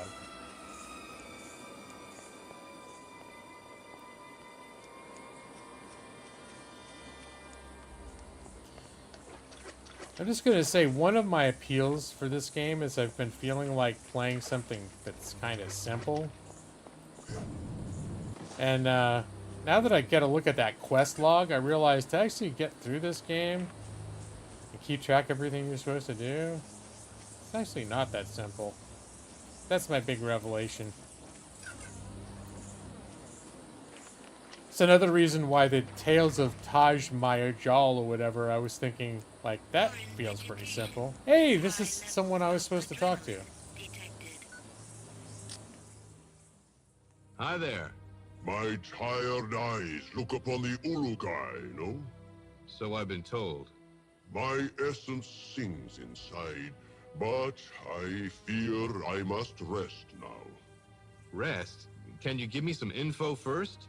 I would be most happy to, Urukai, but I have healed many this moon, and I can do little to stay awake. Can I get you anything? If you were to find a Magua, I might be able to regain some of my essence. Look to the farmers in the rice fields. They might tell you more. Notepad. Accessed. I think I have some. What is Magua? They are all but completely maybe I don't. gone now. Any Talon who eats one is able to find more essence in his body. Now, I must rest. Lexicon. Accessed. No, there's a game called... Let me see. I'm going to actually look it up now so I can paste it in chat. If I can get a window open.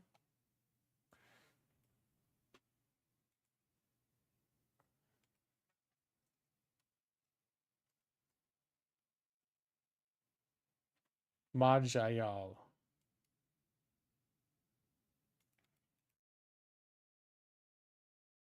Oops, I accidentally just muted myself. Okay, I'm gonna paste the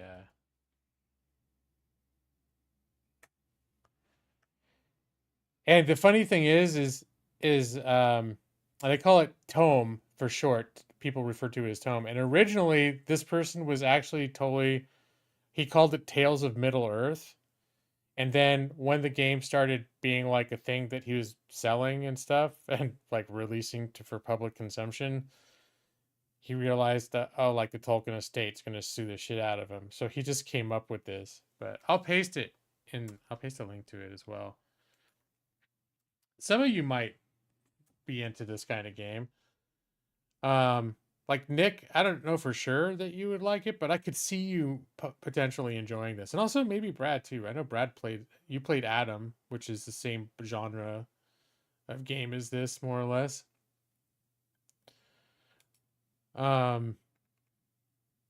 People get super in, and also the thing about this is the people like it because you can build characters in a lot of different ways. And that's one reason why I think like you seem to have that kind of interest in trying different character builds and different ways of putting characters together.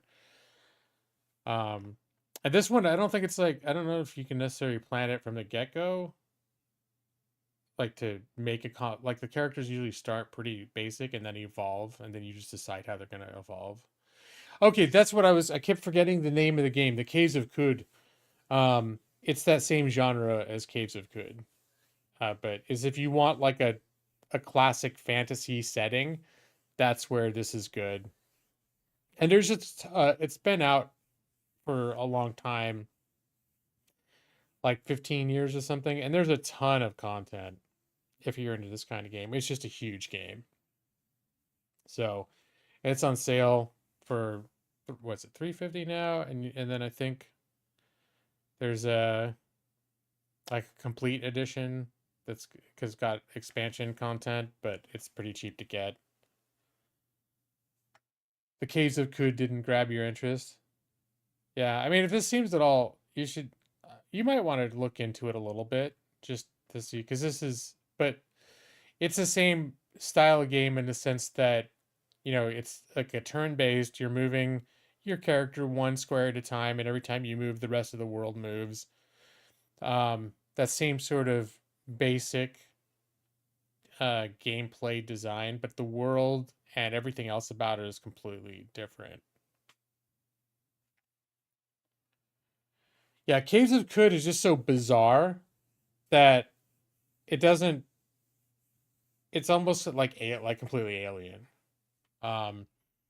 Whereas there's a lot going on with this game that if you've played D&D or you've played fantasy games, there's a lot of familiar things in sort of the setting and the races and character classes that are going to look very familiar, and just magic items and things like that. It feels very classic fantasy RPG type game.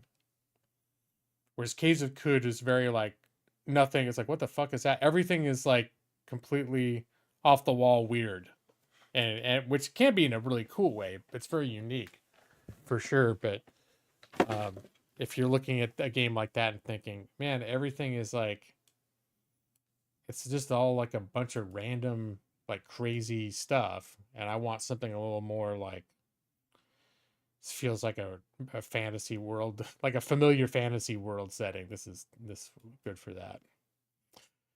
Like I said, when I saw that it was on sale, and I already had it, but it was enough to where like I literally almost downloaded it and said, I'm just going to stream that tonight. All right, let's see if this guy will heal me. Could you heal me? Would that I could. He's probably too tired. But my lack of essence makes it not possible. All right, I think the other guy said, Vegetation with high levels of adrenaline detected. see, why couldn't it just be that vegetation right there? Health plant.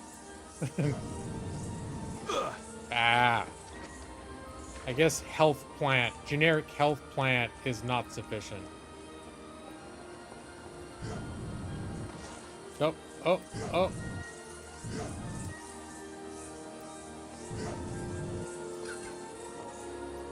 Alright, well.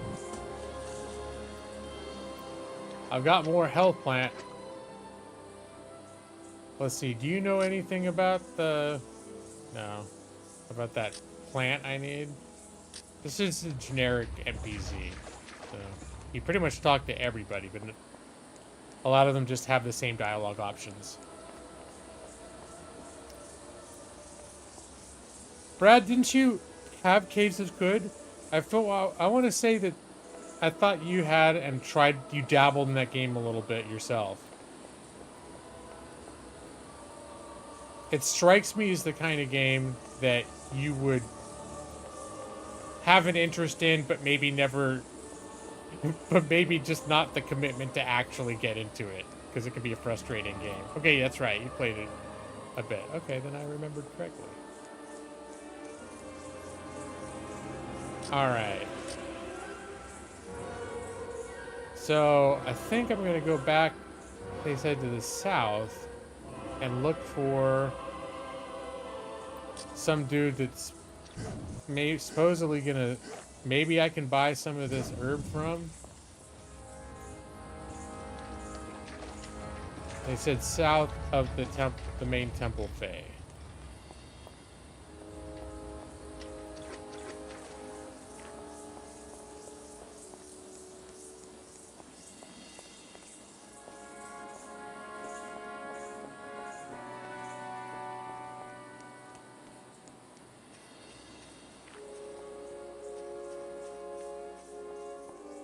Get across here. Ooh. Get out of the water before those little piranhas bite my ass off. Let me get out of here. There we go. You have no idea what you're doing in it, though. Yeah, I got into it for a spell. And I would never say I really got good at it. But I was sort of getting into the swing of it a bit. Yeah, are they just the poor man's slaughterfish, you think, Brad?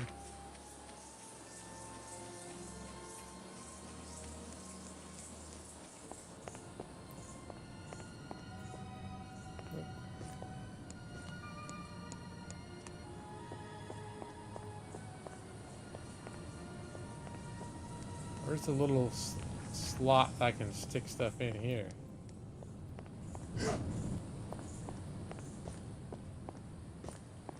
Can I not get up there? Explosive detected. Explosive detected? Where?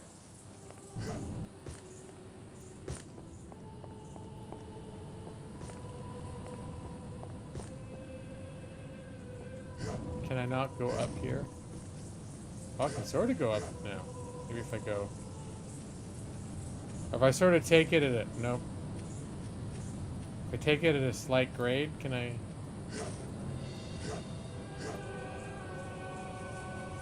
No. It's a no. It's a no-go. It's like the sort of game where it's like, yeah, maybe I'll let you just fudge it. If you just keep running up this wall and hitting jump at the right time, maybe you can go up.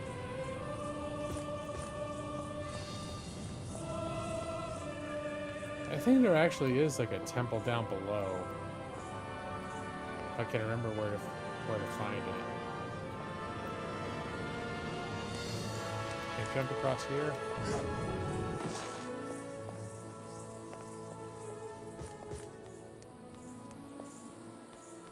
I think I've been down here and I didn't notice anything. HK-12 ammo located.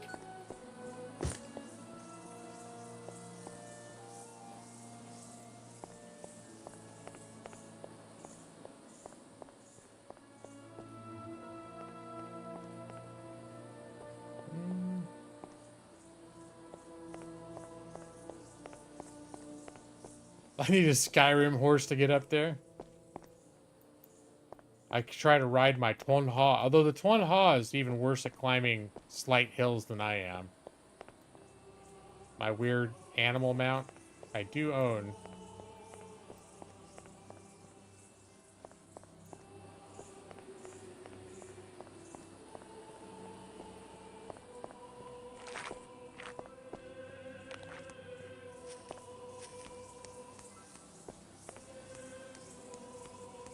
All right.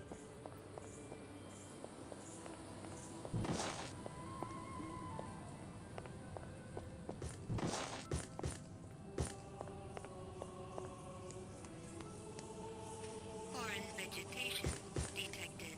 Hey.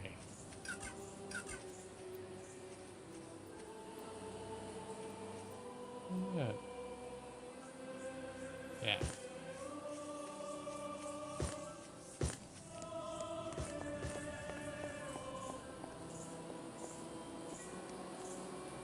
Let's get out. La, la. Oh, wow, that was did I just break the game? Uh-oh. This is no good. I think the game did not expect me to make a running jump there. I'm in the... Is there an unstuck button? I can, Yeah, I think I just broke the game. I can put that away. I can't put up my dukes.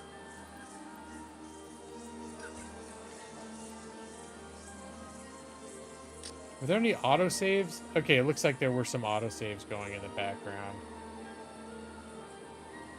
Yeah, we're just gonna oopsie daisy. We're just gonna oopsie daisy that. Accessed. Oh, all the way back here? Okay, well, I haven't got shit done since I was here anyways. With high levels of adrenaline. Except I jumped and got these healing plants.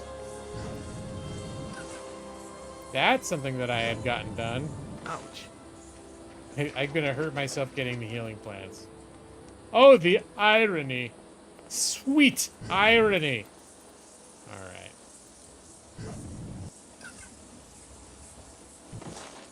To injure myself acquiring healing plants. That's rich.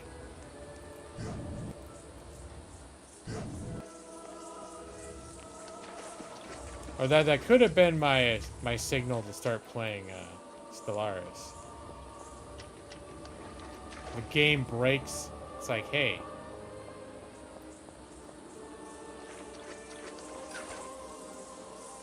Play Stellaris.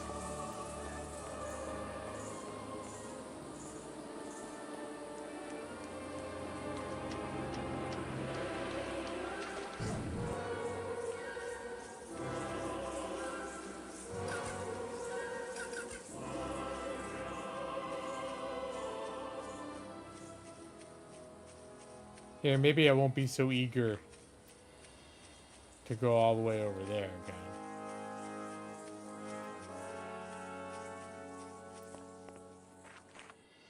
Stable organic energy detected.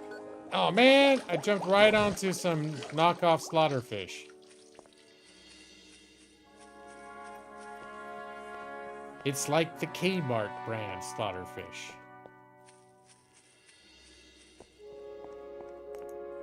How's my health doing? My health is a little beat up. But if I go back to the village, the healer there can actually heal me.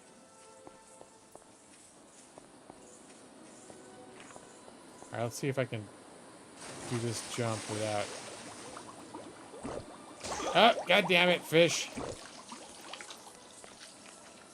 Nope, there's a bunch of spiders over there. I don't wanna fuck with them. And hey! I'm close enough to the village that I think I'm gonna go to the priest to get healed.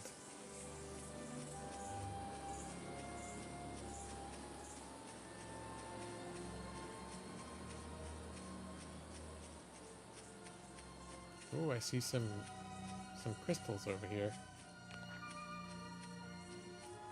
I'm wondering if a lot of this stuff respawns, or if I just never picked this up before. Because I feel like I've been running through areas I've been before and then finding stuff that I hadn't found before. Hello, farmer. More. Other temples. Let's see. Locate Talon. Zolas. Can I see you for a second? Can you help me? I'm trying to find Zolas. That is him, right there. Right where, dude? Oh, he's pointing. He's pointing over here.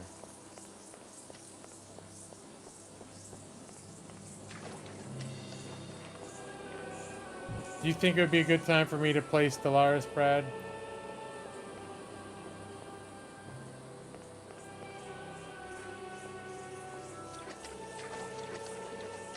Zolas.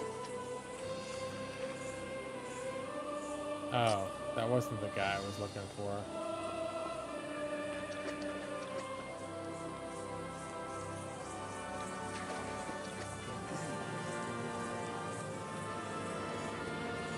How do you feel about watching me play on the, be on the pause screen for Stellaris for the next hour before I get tired and go to sleep?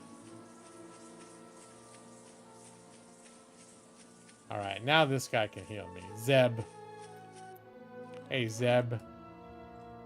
Oh yeah, tell me about my reputation. Is it going up? Yo, Shorty. How do all Talon feel about me? Had I to bet, I would say 3 out of 5 Talon like you now. Oh, that's good. All right, can you heal me? Could you heal me? Of course, Ulukai. Now be more careful. Then you actually have to like wait here while he does a slow healing spell.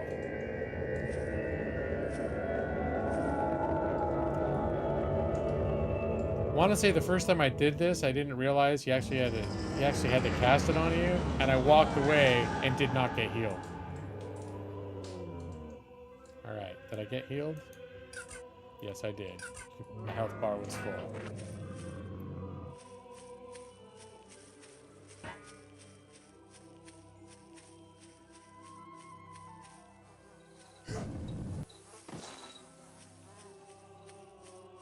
Wait, did I get an essence stone?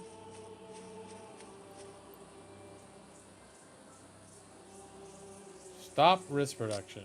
Mar, is there any way I could convince you to stop your wrist production? No, I do not think other Talon will follow their great leader Mar on this. Why?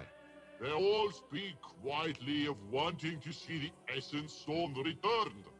I have never seen stone either. Mar wants to see pretty stone. Notepad accessed. Mar, is there any... No, I do not think other... Why? They all speak... Notepad accessed. Alright. Resource report. Have you any idea what kind of food resources Faerun has overall? Soldiers are strong. I do not like them strong. What about the soldiers' weapons? Weapons of soldiers, really strong. What about the soldiers' morale? What is morale? Alright.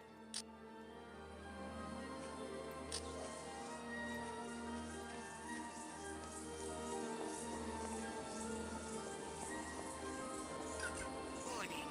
Low-level energy source detected.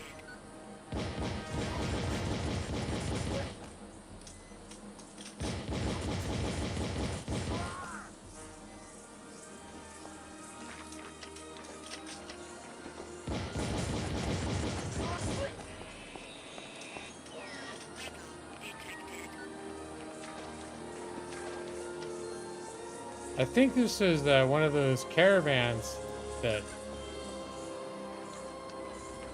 by stopping it, I help fight them. Oh, sorry, I don't want to kill the Tuan Ha. I want to give it a bath when it needs one and sing to it when it's sleepy or afraid. Or all the stuff I told that guy that I would do.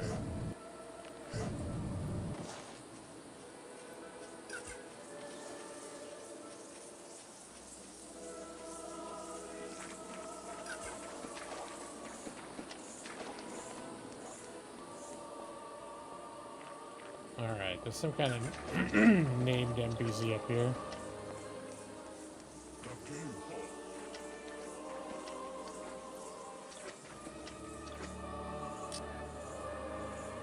No.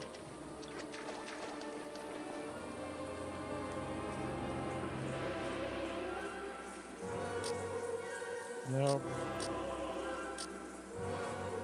No.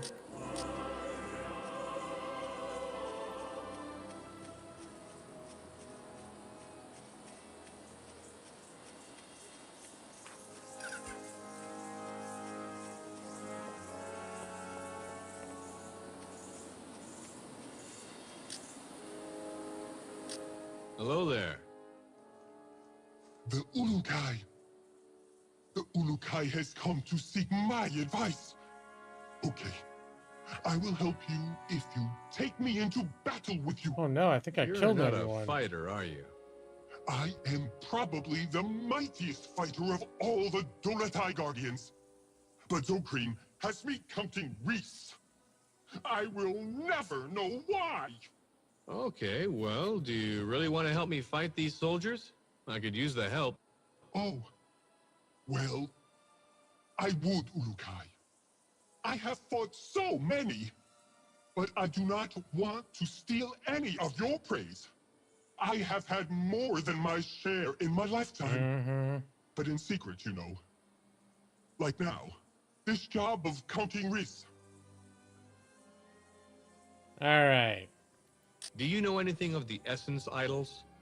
I know more about dangerous and deadly things. Idols do not interest me. I think this guy's No? full of crap. No. My partner to the south would know more about those. He is more intellectual. Oh, poor him. All right. So tell me more about the job you're doing of counting risks. I am on a very secret mission from Zokun. I have to help monitor the Reese flow to Croat soldiers. There are many dangers involved. Yeah, like adding and subtracting. No. Much more dangerous than that is the knowledge that at any time we could be caught and reverted.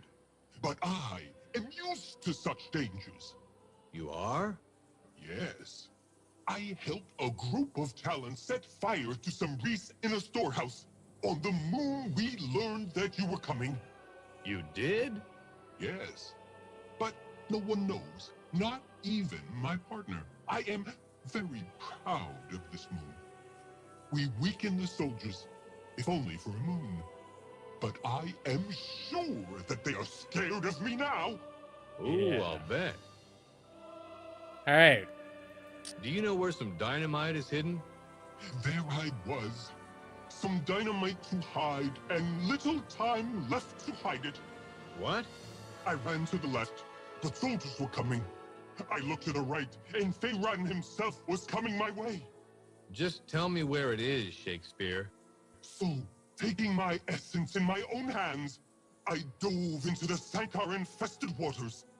Through the cloudy water, I could see a massive shape looming in the distance.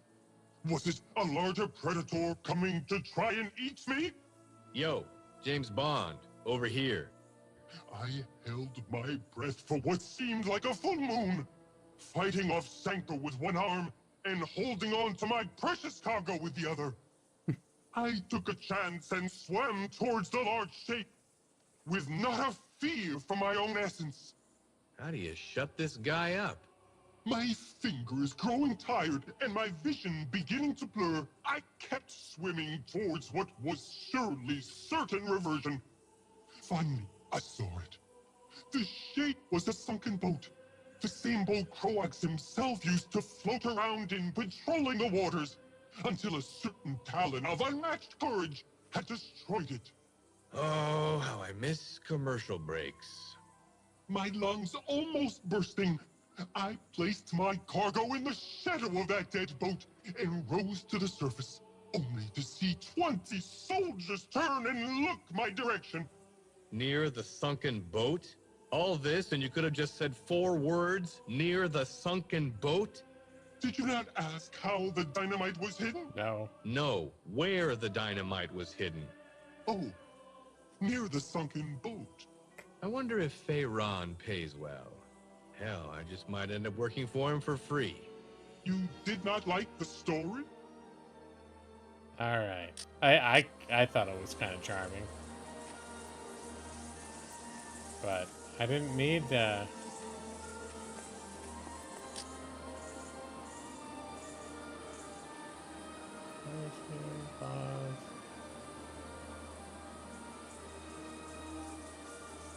Where is Yagu? I think maybe it's Yagu I need to find.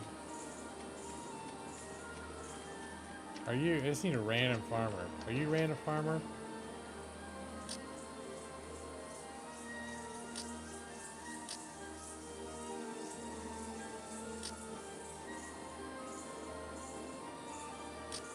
Alright. Who's the one? Do they ever say who the one is that has the that plant that I need?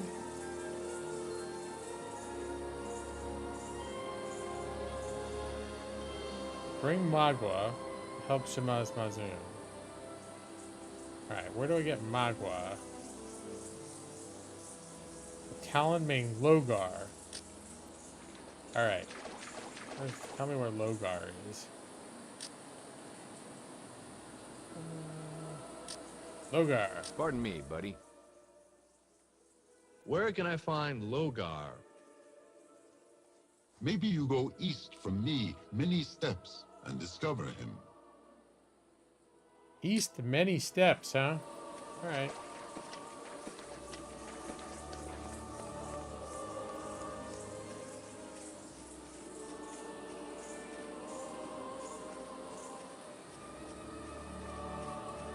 He's probably with the groups.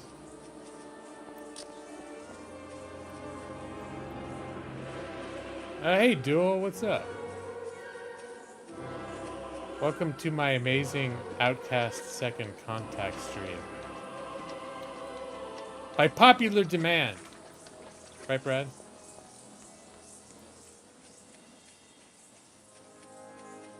Oh, I may be switching to Stellaris soon.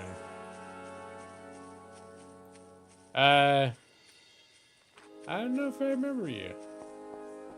I'm very tired, though. Refresh my memory. Were you called Duel when you came in before? That's the thing that gets me too. Sometimes people come in here and they've changed their names since the last time I saw them. They're like, "Do you remember me?" And I'd be like, "I don't know." And they're like, "Yeah, my name used to be Bob." And I'm like, "Well, yeah, of course, Bob. I remember you." "Oh, you came in when I was playing Project Zomboid. Okay."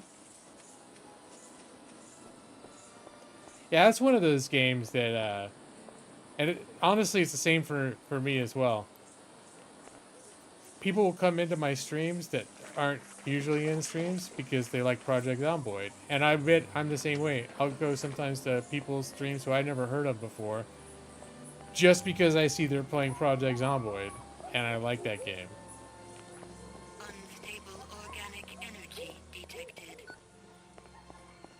So, but yeah, that was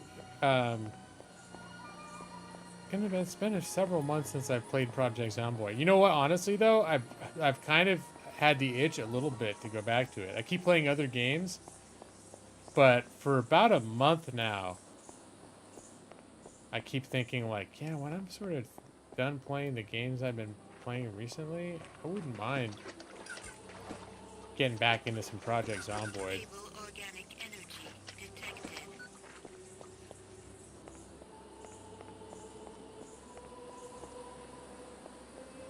That's one of those games where if you're in the mood for it, there's really nothing else like it. Alright. I'm looking for... Wait. Logar.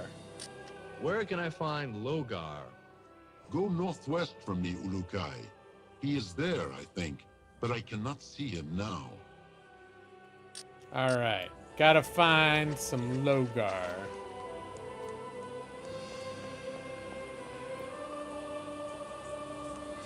Wait a minute.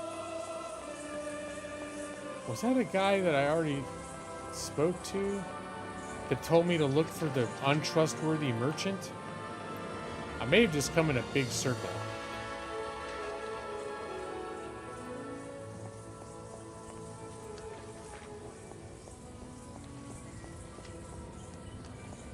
Starting to think I just came in a big circle. No, that's Zayo. Alright, where's Logar? Maybe this guy can tell me.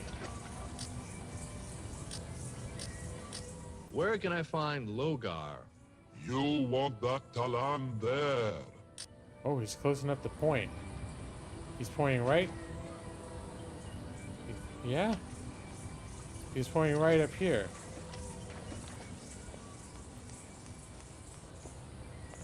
Who, this guy?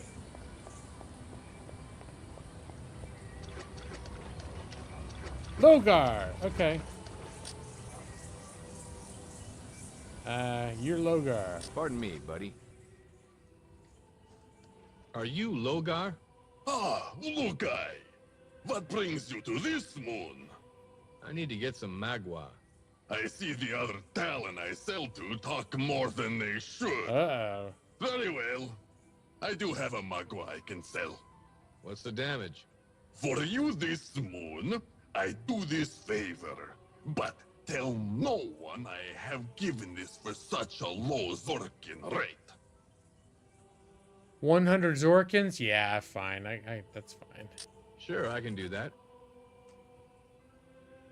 Then you have my last magua.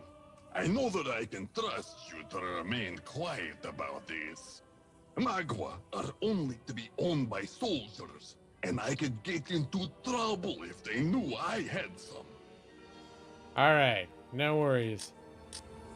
As long as you're not giving me some bad product, your secret is safe with me. Otherwise, I'll report you to the Magua police. I think the last guy I needed to talk to who needed this drug is at that temple right up ahead of me now.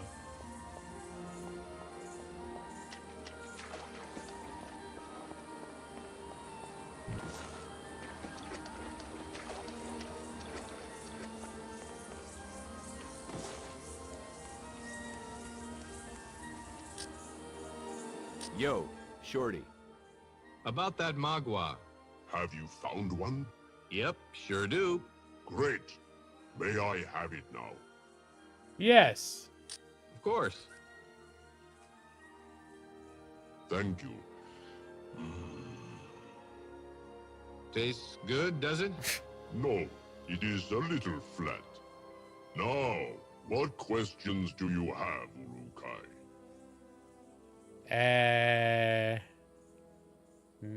Oh, the barrier. That's a good one. I was told by Ilot that his brother Narn may have come to see you. Oh yes, Urukai. That poor Talon. It makes my essence hurt to see one with such anger inside him. He was here 2 moons ago. What was he looking for? None believes the story that these 4 essence temples all have a secret. I have heard these stories myself, but I have never discovered if they were true. Did he learn anything by seeing you? No, I do not think so. Oh, but he did ask to see my Sankra tablet. What's a Sankra tablet? What is this about a Sankra tablet? Narn wanted to find out if I really had the Sankra tablet, which I did. I have it hidden in my home back in the village. What is on this tablet? The path of the Sankra is drawn on it. When the essences of Adelpha flow in a certain path that causes chaos, that is the Sankra. So he went and got it? I do not know. I sent him to go see Mar, the chief of the village. I have been trying to gain Mar's trust. When I gave him the key, I wanted to see if I had succeeded yet. Succeeded in what? Oh my gosh. Mar harms other I'm Talon tuning out. without I am knowing it. tuning out so He hard is right very now. simple, but his essence is pure. I am trying to see if I can convince him that Croax is not his friend, and that he is only using Mar to control the Talon here. Why do you have to hide this tablet? Feyran wants to be the only being that Talan learned from. He only keeps us few shamans alive to heal his workers. But go see Mar and tell him to get the tablet for you. Maybe it will help. Notepad accessed. Alright. And, no, Ulukai. It's Ulukai, Nick. I'm not gonna, don't worry, I'm not gonna go after any hobbits or kill Sean Bane. Alright. I think I need to stop playing this game. Oh yeah, you use the Gomsav. With high levels of Use the adrenaline Gomsav detected. to solve the Gom.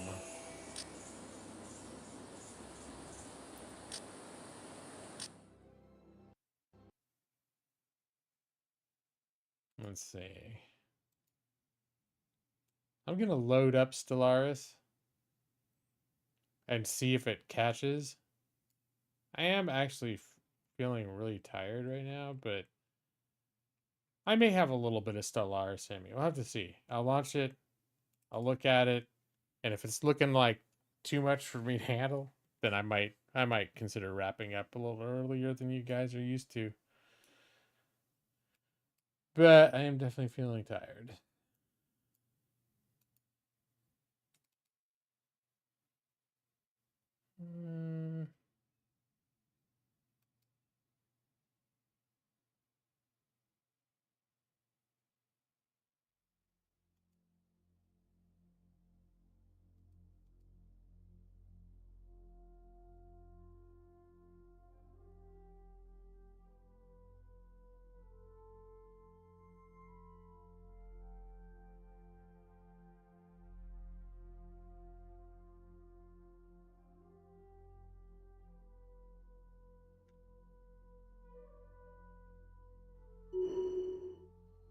Let's see, if I turn the sound way down on this? Yeah.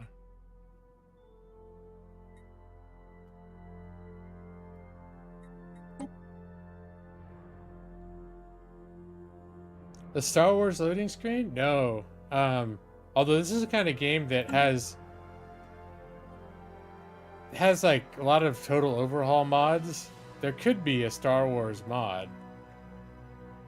But this is its own IP. There's Earth, our home planet. I like how if you zoom in, you can see the details. I actually, a few years ago, I installed, it's a Star Trek total conversion mod, where you can play as the Federation or different, the Vulcans, or you can play as the different factions in Star Trek, and it's actually really good. And it has like all the really cool Star Trek music and everything else. This company, the same company, actually did last year. I think they did it. They had a third-party publisher do it, but they released a Star Trek game last year that is based on the engine for this game. But supposedly it's not quite as good as the total overhaul mod for this actual game. I forget, what is that? Now I have to see what that Star Trek game was called. Star Trek game.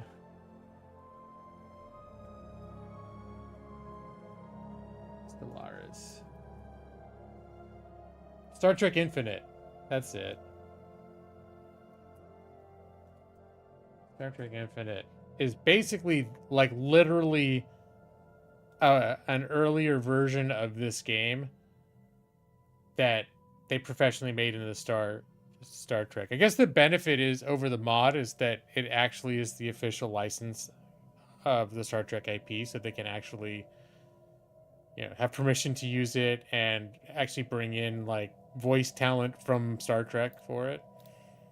I gotta see, is there a Stellaris, a Star Wars mod for Stellaris?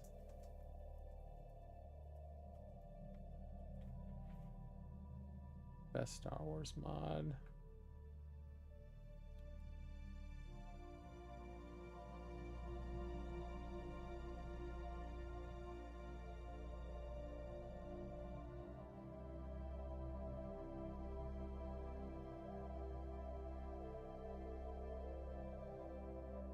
There are a few.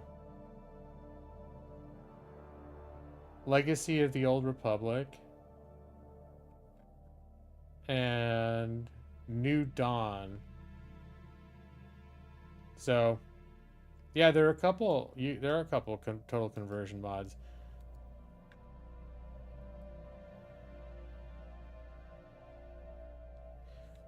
The recent Steam reviews of Infinite are overwhelming. It are negative. It launched to negative reception, and the basic thing was like, yeah, it's a dumbed down version of Stellaris that doesn't have enough content to justify the price tag compared to Stellaris, and especially considering that there is the Star Trek Total Conversion mod that you can get for free if you own Stellaris, that arguably has more content than Star Trek Infinite.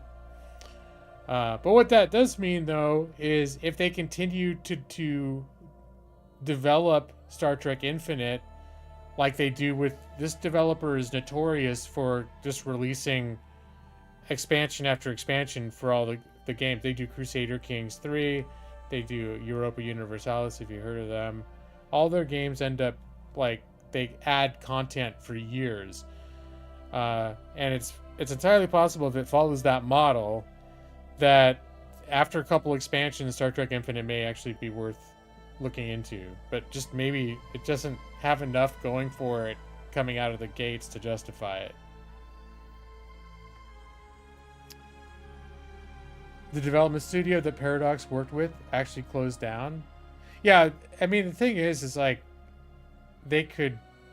I mean, the people that make Stellaris could make that shit themselves, right? It's like they outsourced it, which possibly was one of the problems. If I remember correctly, the studio that they used to make that Star Trek game they did not have experience making this kind of game before either. I might be remembering wrong, but like I want to say I heard something like that their experience was in like mobile games or something like that. But I totally could be off the rails now, memory wise. I just know that I had mild interest when I heard Star Trek Infinite was coming, and then when it launched, it was a big... it had performance issues, it had bugs, and that the content itself was like... There was some charm to it, but it was just underwhelming compared to what you could get through Stellaris or a modded version of Stellaris. So I was like, it's one of those things that's I'll put on my radar, see if they do something with it, and maybe a few years. Now, also, because it flopped so hard, nothing may ever happen from it again. And the studio that made it disappeared, so it's entirely possible it's dead in the water, and it's never going to get better. Because there's, in some ways, you could say there's no need for it. But, I don't know. I have a very wait-and-see attitude for it. All right, so what's going on? Let's see. Oh, Brad, I do have bad news for you. We're now monitoring the man trap. As you notice, the captain, the lead scientist on the UNS Mantrap A science ship is Brad Pritchard Jr. And as we all know, you don't see anyone in this game with the designation of junior unless the senior has passed away. So Brad, the original Brad Pritchard, died at the ripe... He was on the ship, on the bridge of his ship, died of old age at the ripe old age of 93 years old. So Brad, good for you. You made it to 93 years. Your son, Brad Pritchard Jr., I know you love kids, so of course there would be a Brad Pritchard Jr., boldly took your place in command of the UNS Mantrap A. They just altered the Stellaris engine substantially. What I mean, yeah, it's true, it would be a different game, but I mean in the sense that probably the people who have experience making Stellaris would be able to... You could get a team of those people who would probably be able to continue work. It's similar enough that they'd be able to continue work. Not that it would be exactly like Stellaris, because apparently literally what it is an earlier, it's a branch off of an earlier version of Stellaris. Like if you went 2 or 3 years ago, whatever the version of Stellaris was in 2020, they gave that to the other studio, and that's what Star Trek Infinite was built on top of.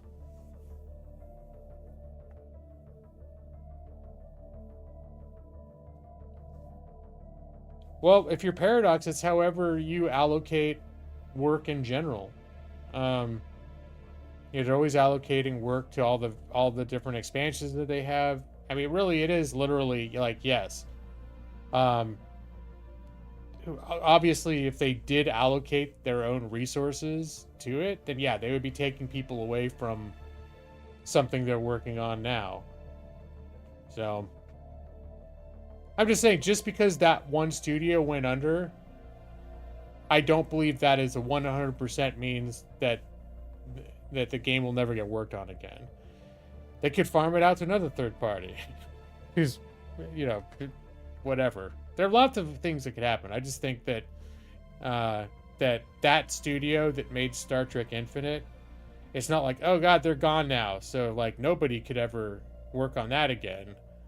I'm pretty sure if they decided there was an incentive to work on it, they could find, either internally or farming it out, they could find a way to do it.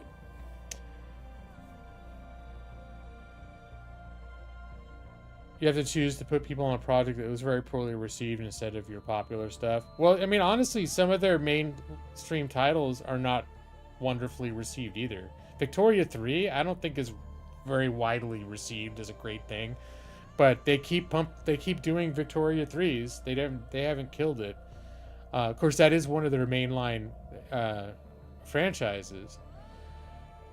I think the incentive would be that Star Trek is, I believe, an underutilized IP, and it is unfortunate that, like, even Star Trek and Star Wars and certain IPs that, could be used for great games often end up not being used as well as they could.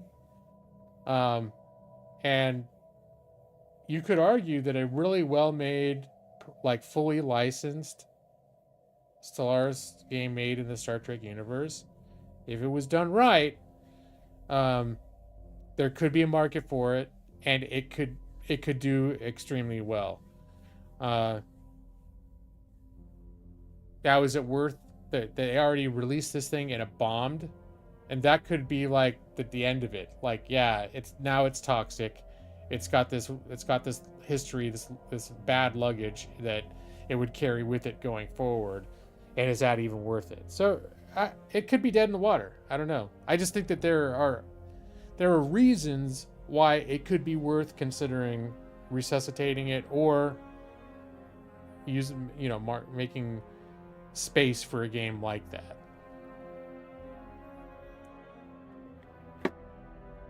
But I'm not at all putting money on the fact that they will, right?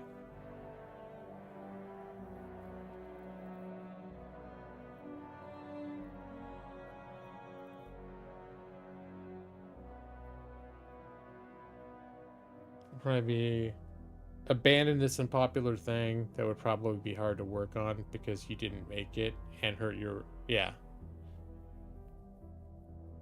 Oh my goodness, look what happened. The Kink and his viewers just joined. Hello, Kink and their viewers. I actually stopped by Kink's stream when I was having dinner earlier, a while before I started my stream, because Kink was playing Satisfactory, which is a game that I have become obsessed with from time to time. And how you doing, guys? Thanks for the raid. Hello, Sims and Kink raid. All right, a hashtag Sims and Kink raid. Yeah, Sims and Kink. It is only a super good game. Yeah, I had my my little joke when I went in was like, hey, this looks like an exceeds expectations story, or something like that, you know? Because when you go, a lot of workplaces have that you get your annual evaluations, and there's like, there's the achieving or satisfactory rating, and then above, the next level up, when you're not necessarily the top of the company, but you're like, it's like a B score, is the exceeds expectations ranking, right? So I was like, it's not just a satisfactory, it's a exceeds expectations or whatever. I forget. It's stupid. I don't know why I shouldn't even brought it up. Yeah, I think it was such an awkward, like, presentation of words that it didn't click, and I didn't feel like I was not going to make a big fuss. I was like, it was stupid. I should just leave it alone. But now that you're here, I was like, I feel I need to bring it up. My poorly crafted is satisfactory versus exceeds expectation tory. So how is satisfactory going for you, King? That's one of those games that actually, I think the last time I got into it, for some reason it wasn't getting along with my PC. It was about a year and a half ago. And it was making my PC crash, like hard seize up, hard crash, to the point where I just got freaked out and I stopped playing it. But my PC goes through weird, like, I don't know if it's graphics card drivers or what. There was something that I stopped having that problem. But like OBS was crashing frequently then as well. I was having certain instabilities with certain programs and games, and so I backed off of Satisfactory, and that's really the only reason I stopped playing it the last time I was playing it. But that's one of those games that, like, the problem is once you get to for me anyways, is once you get to a certain point, it's so huge. Like, you've got to manage so much infrastructure. I think I got to the point where I had oil. I was beginning to do oil refinery, and my factory was looking like a damn nightmare. It was so big and so bloated and so hard to like follow. And also, I mean, if you're organized and really good at it, you could probably avoid that kind of thing, but it was overwhelming. Well, that was the last time I was super into it. I didn't get that far when I played it last year. But yeah, I think it's like, I haven't had any stability issues with my PC for like a year, so I think we're good.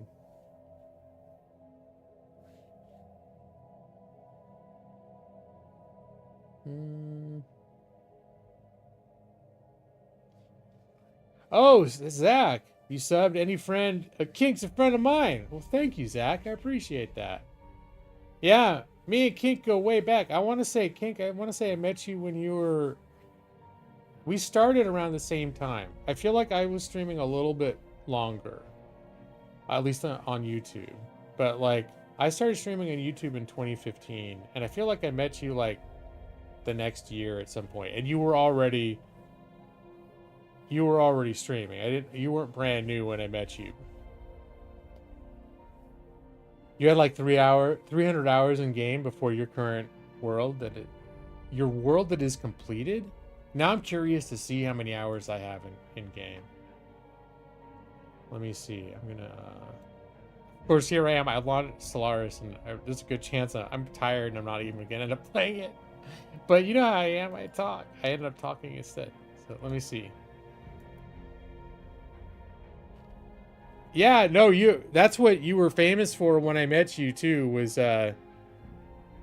was you had these amazing, you crafted these, like the starting town in Fallout 4, you made this amazing city. Like, and you built things I don't think most people even imagined could be built in Fallout 4, and it was absolutely incredible. So impressive. You got like a ton of views on those too. Like, I want to say it wasn't just like, wow, just me going, wow, that's pretty cool. Like, you got a shit ton. Those videos got a shit ton of attention. Like, they were noted, like, remarkable.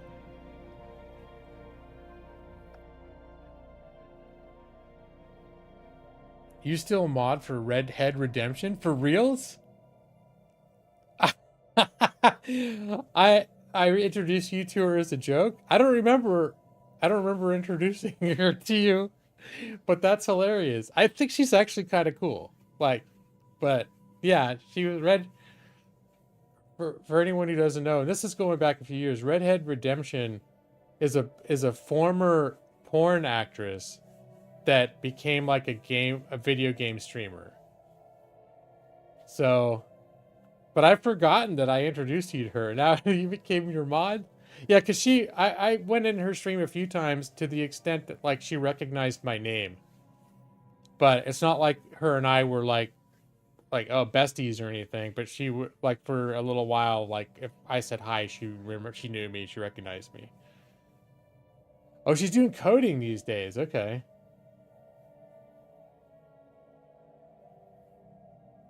Yeah, did you, there was a whole thing between her and Asmongold last year, which I thought was kind of interesting. I guess she's got like a massive like nerd crush on Asmongold. And there was some back and forth about that. I was like, oh, that's cute. Like she's totally got this like full on like extreme nerd crush on Asmongold. I could get behind that.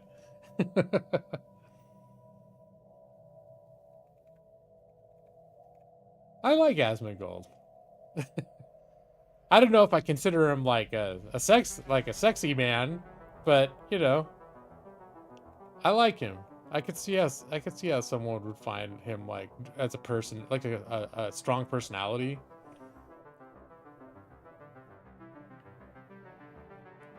She hasn't talked about as well. It didn't seem like anything came of it, but there was a couple. It came up on Asmongold's like streams and highlights. This her making a couple videos about him, and he did like some response videos, but I think he dropped it after that. You got a crush on a guy yourself, so you know it's like, yeah. So that's cool though, Kink. Yeah, thanks for sharing that. That's cool. Was she still streaming and stuff then? If you said you're still modding for her? Let's see. Oh wait, I was gonna see. Oh wait, no, Satisfactory. I don't own it in Steam. I don't think I can check my hours. Was it the Epic Store? I think I got Satisfactory before it was available on Steam. I think it was in the Epic Store. You seen Asmongold's house? His opinions are worthless to me because of his house? I don't know. I've watched quite a bit of Asmongold just randomly because I like podcasts and things like that, and I think he's really intelligent, and I think he has well-formulated opinions. It doesn't mean that they're like I think he's like this right about everything. I don't always agree with everything, but I think he has an ability to put together well-formulated opinions and have interesting takes on things. So I am an Asmongold fan. I wouldn't say I'm like fanatically a fan, but the more I've watched him over the last few years, the more I've thought, like, I found what he has to say interesting on a lot of things. Oh, she goes by Paige. Okay, so she's streaming on Twitch. I got you. She did a bunch of stuff. WoW, hot tub streams, Skyrim, but now she's coding her own game. Okay. So wait, is she doing that on stream? Is that what her streams are now? Anyways.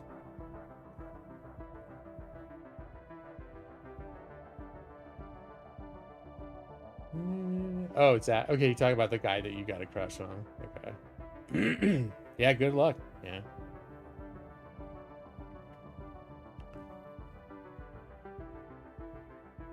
Yeah, I had plenty of crushes on people in general that back when I was a single man that never knew. I never told them. It's weird because it seemed like if I met people randomly and it would just sort of click, and then I'd hook up and I had girlfriends and stuff like that. But if I ever knew someone and was like, oh, I have a crush on them, and it was not in this setting where like it would have been natural to explore that, pretty much like I would never like pursue that kind of thing. It'd have to sort of be like you met someone already knowing you're trying to figure out if you guys are like a thing's happening. The one or two times that I tried telling someone that I liked them who I was already just friends with, it did not go well. It was super awkward. But that was just for me. Everyone's different. Everyone's different. I don't want to rain on anyone else's parade.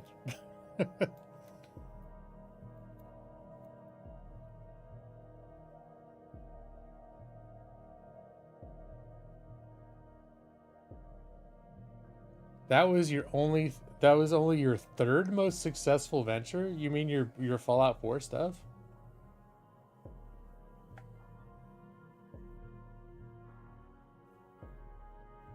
You didn't tell many people you had crushes on them. You overthink things, so you don't want to tell them. Well, I mean, the fact of the matter is, in my opinion, if you build something like that up, it's not likely to go well. That's just my opinion. And it's just my experience that, like, honestly, like people that I've met in clubs it was immediately like, hey, let's go out and see like what's happening if we click or whatever. And it seems much more natural when it's sort of understood that that's like both people know that's kind of what you're looking into, as opposed to like, oh, here's this person that I've like known for a year or whatever, or that I work with, or that I have classes with, and we've talked a whole bunch, and I don't think they have any idea that I like them. Like I don't know, maybe that situation works for some people, but I find that horribly awkward. And then also the fact, like, I kind of like that the random, dating people and it doesn't work out, and then you're done. It's like, okay, they're gone, they're whatever. But if it's a person that you're like, you've been friends with, or you work with, or you do whatever, you go to classes with, you still got to deal with that person. And I've never wanted to be in that position. I did that already, and it was fucking terrible. Like, I had to work with the person that I finally admitted that I had feelings for them, and then they rejected me, and then I had to go and work with them the next day. And it was like, oh god, this is fucking terrible. So, so at least for me, it's the only people that I've ever told that I have crushes on are people who I don't have already well-established relationships with. Because that way, if it doesn't work out, it's like, okay, well, that sucks. It would have been nice, but we just move on. You're not entangled with them socially in other ways. But again, that could just be me and my own, like, I don't like what I call like social chaos, or I have a low tolerance for that. So I would have a low tolerance for working with someone all the time who I had a crush on, that I admitted I had a crush on, and they weren't interested. I would have a hard time being around that person on a regular basis after that. So, and maybe that's my own thing that I could get over, right? But I don't know. It's bad to be like, it didn't work out. Well, now I don't have to see them anymore. Or if you know that the feelings are reciprocated. Yeah, and that can be hard to get to that point too. But if it's just flat out like you got a crush on someone, you really got no reason to think that they're aware of it, and you've never gotten any clear vibes that it's mutual. It's like my inclination after my own experiences is like, yeah, you should just probably leave that alone. Although I did find out later that there were people that I worked with who were, in fact, I found out later, had been interested in me. Or I was like, oh, yeah, I liked her too. But I was like not going to pursue it because I worked with her. And then later I found out, oh, she was actually interested in me. Oh shit. All right. Well, that's the other side of the coin sometimes, right?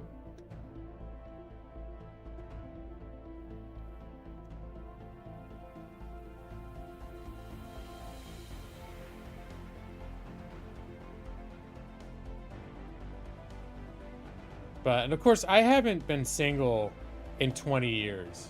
So what things are like now is completely different. The way that you meet people and know people now is completely different.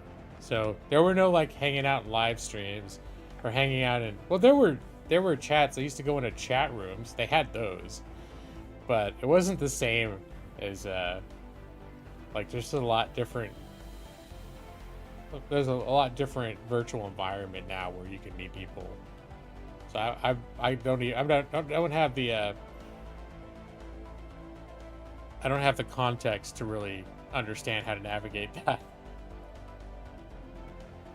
You still meet them in RuneScape? I mean, that would be a thing too, is like meeting people in an MMO or something like that. Like I did play a few MMOs before I met my wife that I guess potentially I could have met people in if I joined a guild or something like that, but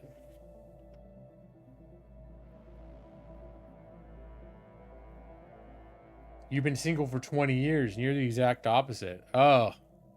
Yeah, that's got to be hard too. I mean, I would think like now if I were single, I would almost not know how to do it anymore. Like, what the fuck? How do I do it? But being single for a long time is like, would have, I think, a similar thing. Like, what do I do if I actually did catch this? Like, if I told them I liked them and they like me back, then I'd be like, what the fuck do I do now? I don't know what to do next. But that's rough though. Yeah, I mean, you're not the only person I've known who's like been single for a long time. And I think there are different reasons why that can be the case. But it's tough if you're single and you're actually, there are people you're interested in and it hasn't worked out, right? That's rough. So, if that's the case, I'm sorry to hear that. The main thing that I did to meet people, and again, this may not have been a great strategy, but I used to go to like nightclubs. I used to get drunk, and then I would just like talk to girls when I'd be like, you want to dance or whatever? And then when I was drunk, I didn't care. And they were strangers. If they didn't like me, I'd be like, whatever, I'll just go to the next person that I think looks cool or nice or whatever and ask if they want to dance. And then when we're dancing, I'd be like, what's your name? Where do you go to school? Whatever, just basic stuff. And then if they seem cool, then I'd be like, can I get your phone number? And then like, or usually the next day or two, I give them a call. And that's sort of this situation where, hey, you met this person in a club. So there's this expectation probably right from the get-go that it's not like, hey, you want to study, you want to go to the library and help study for this test? Or like you have some weird, awkward pretext for someone you have a class with or something. This is like, I met you in a club. I got your number. It doesn't mean we're married, but it does mean right from the get-go that if I call you, the whole point is to see whether or not, like, we're a thing or not, like whether we click. And for me, it was a lot easier to explore that because there was already that if you get together with that person and it feels like you're laughing and having fun, there's already kind of an understanding between the two of you where it's like, yeah, it's not going to come out of left field if you say, hey, I'm kind of into you, or hey, what, whatever, having a real nice time. It's more natural than if it's someone you just have known for a while, you're hanging out in class and you're like, hey, guess what? I fucking love you. I love you. It's awkward.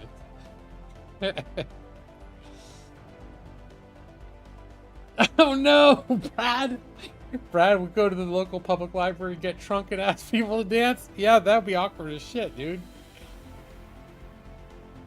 So you know what the drawback was, Kank? You said such a classic movie way to meet people. There weren't as many options online back then too, but I ended up meeting my wife on a personal site. That was my next thing that I did after clubs, was just going on to like, it was at the time I met my wife on Yahoo Personals. Going on, just meeting people on personals, chatting with them, like going on to like an IM type chat, and then moving it, if that seemed to be going well, moving to talking on the phone, and if that seemed, if they seemed normal and cool over the phone, then meeting them in person. So I did do a bit of that. That's what I transitioned to after the clubs. But the problem with the clubs is like, once, if I did, the ones that I did like really click with, and then if I got like where I was dating them and potentially wanting to take it more seriously, I didn't want a girl that wanted to go partying all the time. Like, the only reason I went to clubs was to meet girls, to potentially maybe find a girlfriend. And then once I did, I didn't want to go to the club anymore. I just went there to like meet the person. And so if they're still like, they're every Friday night wanting to go out with their girlfriends to the clubs, I'd be like, hey, you're crazy. Like, you're too wild. Settle down. We're in a relationship now. You don't need to go back there. But turns out like a lot of the girls that you meet in clubs are like sort of party girls that want to keep going to clubs. And if that's not what you want for a girlfriend, then maybe you haven't picked the best strategy for where to find a girlfriend. So that was something that happened multiple times. Like, once I started dating someone that I met in a club and it started feeling like a little more serious, I was like, why are you still going to the clubs? You already met me.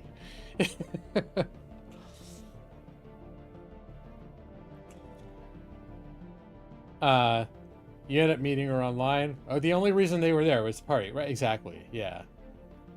But yeah, no, and by the time I met her, I really wasn't doing clubs anymore. Like, clubs were, because I met my wife in my late 20s. For me, clubs were a thing in my early 20s. And then there's a certain point, like in the mid to late 20s, where the same awkward bullshit approach that I used in clubs wasn't cute anymore. So somewhere like around 26, 27, getting shit-faced and just randomly wandering up to everybody and asking them out was like not received. It only worked at two, probably because I used to go to Tijuana, where everybody was like pretty much would have been considered underage in the U.S. Everyone was like stupid, drunk, they didn't know what the fuck they were doing either. And then it felt like once I got into like where there were more mature adults, that acting that way was not as well received. That was not as impressive.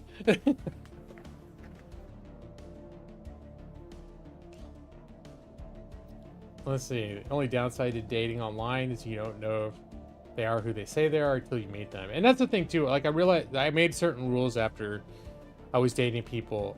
One was like, don't get involved in long distance stuff. I got in a couple like rando long distance crushes with people, and I never would let it get too far, because that's a terrible situation to be in, where someone's got like, oh, best case scenario, they're gonna drop hundreds of dollars on a plane ticket to finally meet you, and there's so much pressure. It's such an unnatural way to try to start a relationship. And even if you do click, then you're in this fucked up situation where to make it work, you either got to be like long distance as a status quo, which I don't think is a good idea, or one person's got to like roll the dice and move to the other person before they've really even spent significant time together, which I think is also a bad idea.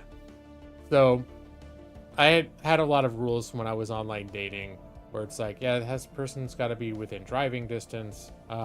It's got to be someone that you could easily meet, and someone could be really, like at the time I lived in LA, someone could be really cool. Well, when I was first online dating, I was living in Portland when I met my wife, but when I first tried online dating, I was living in LA, and like there's a girl I met in New York, and it's like in a chat room or something, and I thought she was really cool, but the reality is like I wouldn't want that to go anywhere, because it would just be too much of a mess.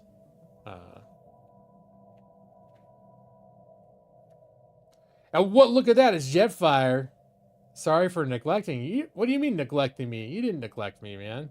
You know me, man. I'm like, I barely go to anyone else's streams ever. So no one ever needs to apologize for not coming to my stream.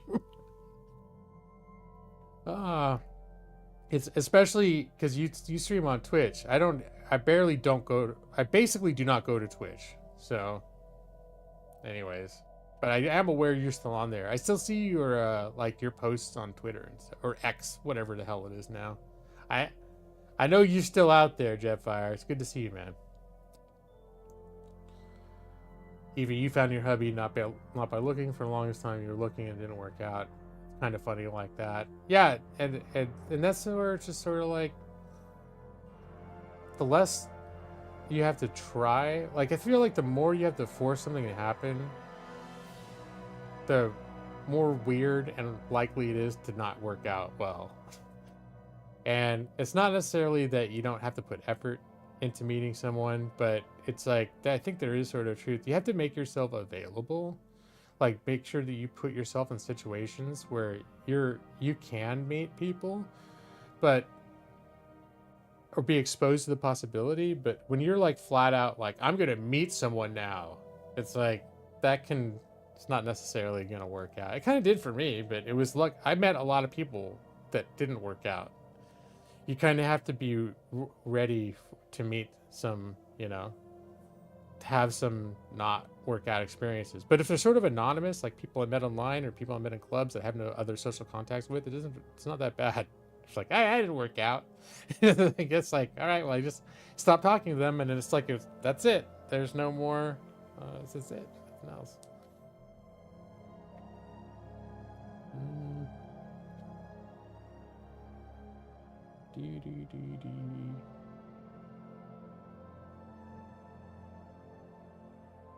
You don't believe in critical life lessons of sleep is in Seattle and you've got mail? No, I'm afraid not. I am afraid not. I know plenty of people that seem like they get into online relationships. I think the longest one that I've ever let myself get into was when I was living in Los Angeles. I met someone that lived in Riverside, which is about 90 minutes away. 90 minutes to 2 hours. Oh, wait, I did meet someone when I lived in San Diego. I met someone down in Tijuana that lived in Los Angeles. So that was my first, and that was about a 2-hour drive. But it was sort of thing where you could still leave on a Friday night and hang out for a weekend and you could still spend time with them. So that's like, that still became a bit too much. Like both of us burned out a car driving too much, like after the first year. And eventually that's one of the reasons I ended up going to UCLA. I was at a community college and I was going to go to UCSD transfer and I met her. So then I was like, well, what the hell? I'll also apply to UCLA. It's a better school, and if I get in, I'll go there. And I did get it. So that's how I ended up going to UCLA and moving to LA in the first place. So, and then once I was there, the relationship only lasted a few more months, and then, that was it. But it's kind of funny the way that life works that way, though, because like the whole course of my life changed because I didn't stay in San Diego. I moved to Los Angeles, and I sort of set up roots there. And that was a huge, hugely defined a lot of what happened later in my life, was the fact that I was there instead of San Diego. But yeah, doing something like if it was Los Angeles to New York or another state or something like that, it's like no, I can't. I'm not going to.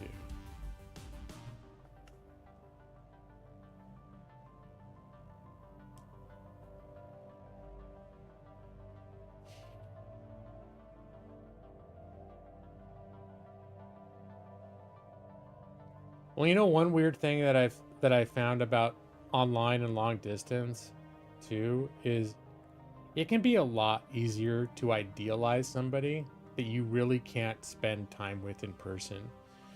And so you get these weird, like, people end up having these online relationships, and they're these like really sort of out of control, like burning fiery passion, but a lot of it is just the fact that they're tormented by their distance, and it's not natural. Like, this is someone that if they lived a block away from you and you spent a few weeks hanging out with all the time, you might be like, oh, this is not working out. Like, there's all these things that like don't work between us that you don't know or you can't understand unless you spend time with that person in that way. And you're never gonna get that kind of exposure to them long distance.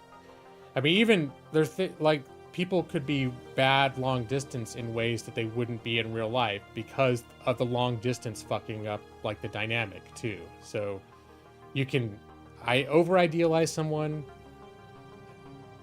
at a distance because you can't have that real connection with them, and then also you could, your experience with them could be bad, that not necessarily would be bad if you could be with them in that more real, natural kind of proximity.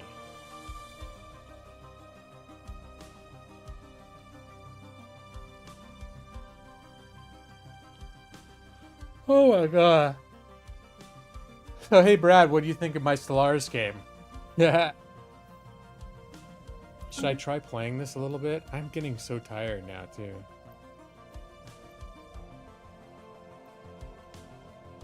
What about where's Duel? Is Duel still here? Duel was interested in this game and then I got derailed talking about dating. Duel's like, what the hell? Is this guy gonna play this game or what?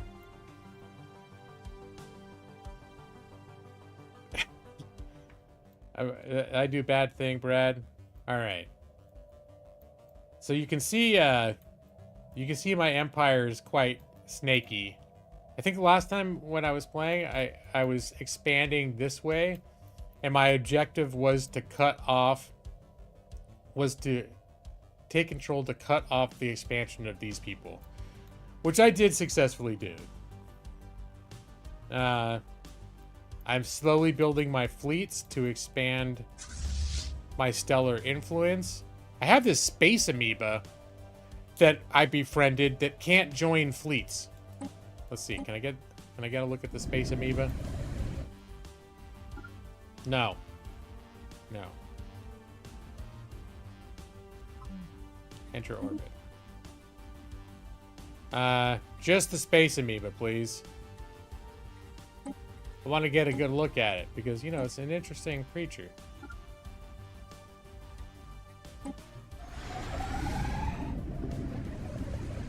Yep. It befriended one of my science ships and started following it around, and we were nice to it. And then after a while, it's sort of like The special project has concluded. It became domesticated. And now it's got like military strength. It's kind of cool. It's just one of my ships. But you can't make it join a fleet, so it's a little unwieldy. Cybrex artifacts recovered.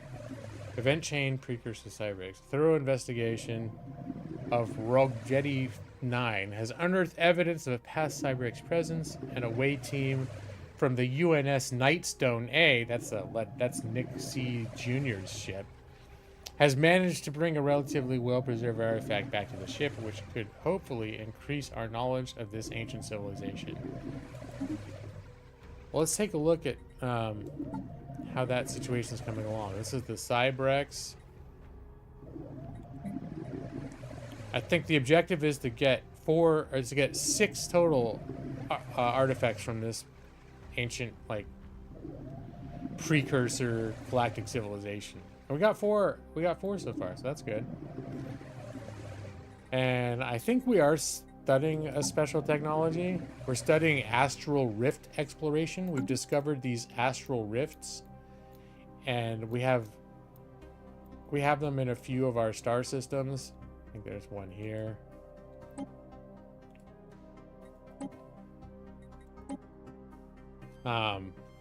Which we are able to get a certain energy resource from, but we don't know what this thing is. Can we travel through it, or can we get other things in it? So there was a big research project to be able to gain more use out of this thing, which we're now pursuing on our technology, as long as it takes. It's going to be another 93 months, so that's a while.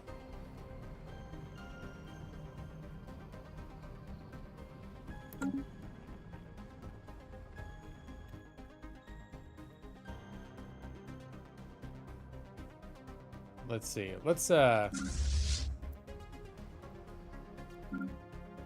actually, let's have Yuka come back to orbit the station here. Have any all right. This station could start building another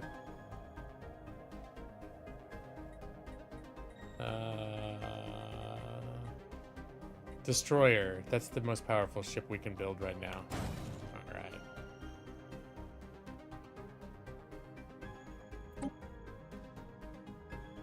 What else am I? I think I'm researching a technology that's going to open up the cruiser class ship. Maybe I should hold off on building too many more ships until... Oh, that's 164 months, though. Never mind.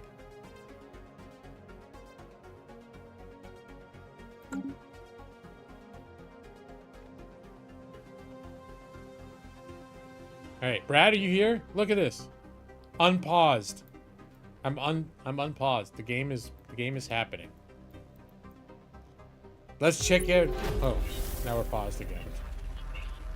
We've made first contact with mysterious aliens and the Zarkon system. For now, we have codenamed them Wisps, until we can find out more about them. They possess a language.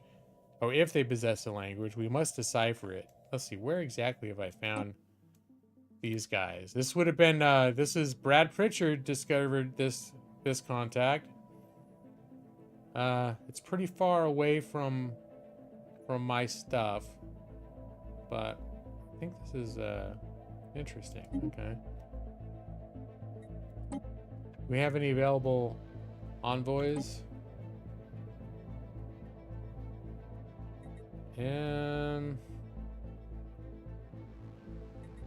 Yeah, I think we can take this person away from this spy network. Yeah, let's take this person away from the spy network and put them on to establishing first contact with the codename Wisps.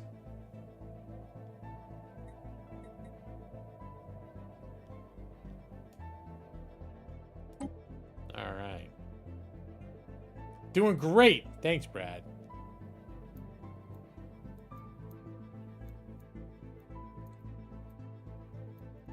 All right, let's unpause this again.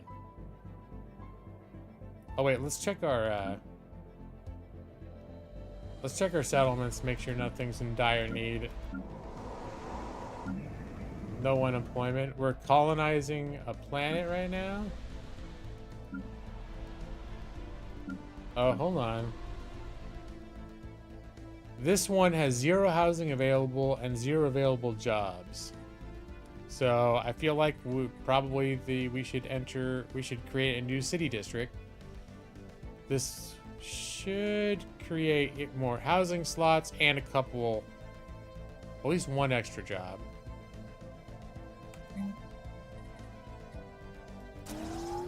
And then let's open up another industrial district.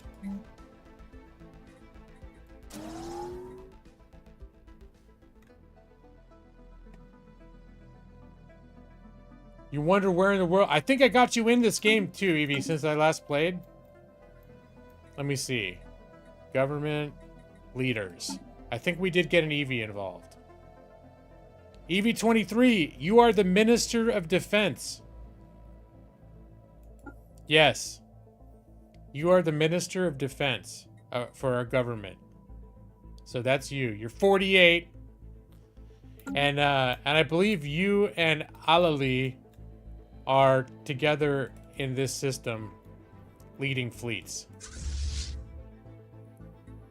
So we have two primary combat fleets. The first fleet is Ali H II, and the second fleet is you're leading the second fleet. Although you outrank her, you are the Minister of Defense. But she's been around longer, so that's why she was leading the first. It's just called the First Fleet because it was literally the first fleet that we made. But there you are, Evie. You're in the game. You're the Minister of Defense. Very impressive. Very prestigious. Don't tell Alali. She'd probably be like, wait, shouldn't I have been the Minister of Defense? I think she was. She may even have been the president at one point. I want to say Alali was like, she was on the council or the president at one point. There's a lot of responsibility. Yeah. Oh, I should keep going down this list too. I found one building or one settlement that was about to go off the rails. Okay, I think we're good otherwise.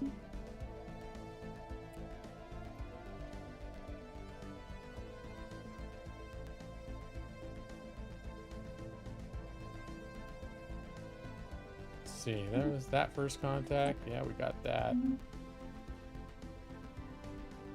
And the old influence. Construction completed.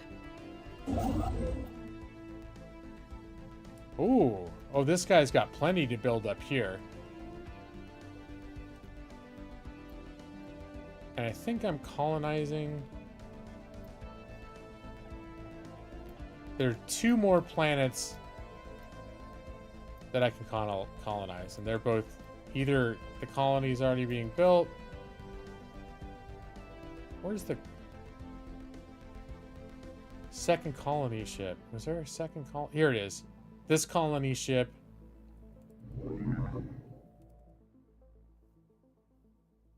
This colony ship is on his way.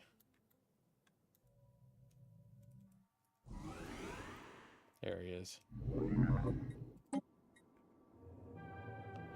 Anomalous readings registered. Routine difficulty, you go ahead. There's a, let's see, a cursory scan of planet surface reveals a weak signal pulsing into the darkness of space. This is somewhere else, but we gotta say, yeah, you found it. Go look into it. Research. All right, well done. And so this guy is on his way to colonize that planet.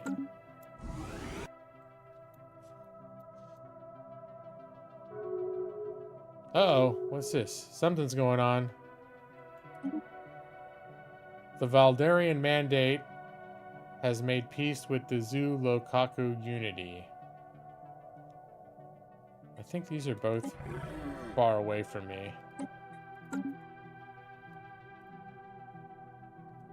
Yeah, that was this guy and this guy fighting each other. We are up here.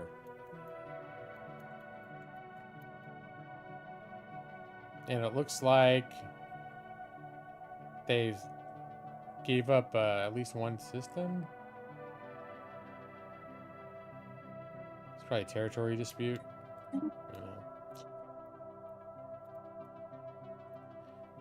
There's this the Commonwealth of Man, which is like the evil Bizarro version of the United Nations of Earth. They're like the warlike tribe. They're totally xenophobic. They're at war with our neighbors, the Plague Bearer Corporation. And we've been receiving refugees from Plague Bearer Corporation worlds that have been overrun. Well, sad. I think at a certain point we got to keep an eye on these guys. I think we're gonna end up having to shut them down if they get too big. We're not in a position to shut anyone down yet, but I think we have one vassal and we have a couple of defensive packs. So I think we're in a good position to hold our own if anyone gets feisty with us. So okay, so they made peace. Open borders. Okay, even though I have a feeling I'm not going to get along with these guys in the long term, I did send it's an envoy or envoy? Envoy? I'm going to say envoy. That could be wrong. I did send an envoy to improve relations with them. Let me see if it gets to a certain point. I couldn't even establish an embassy. No, I still can't.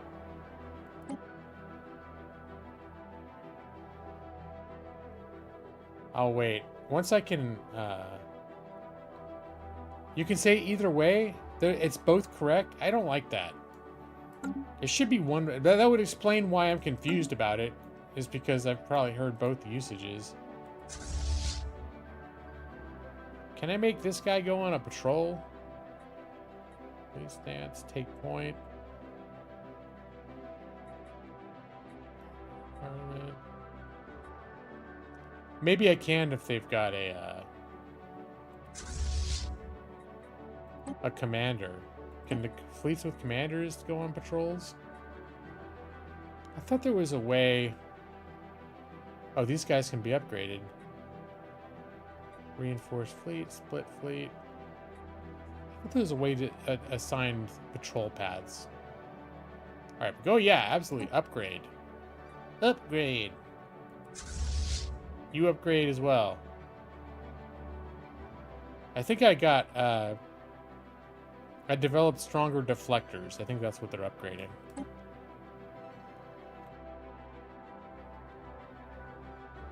When armies are ordered into space, they automatically embark on these transport ships. Make sure to protect them, since they are quite defenseless. Most linguists are not prescriptivists.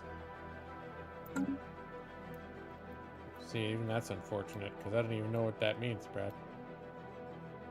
I know a lot of different words, but I don't know when those words happen. I know what a prescription is. That's what a doctor gives you. I don't know what a prescriptivist is, though. Is someone that likes prescriptions? They're like a faction in favor of prescriptions. Like, I don't like regular ibuprofen. I like prescription strength ibuprofen. I'm a prescriptive. I know that's not correct.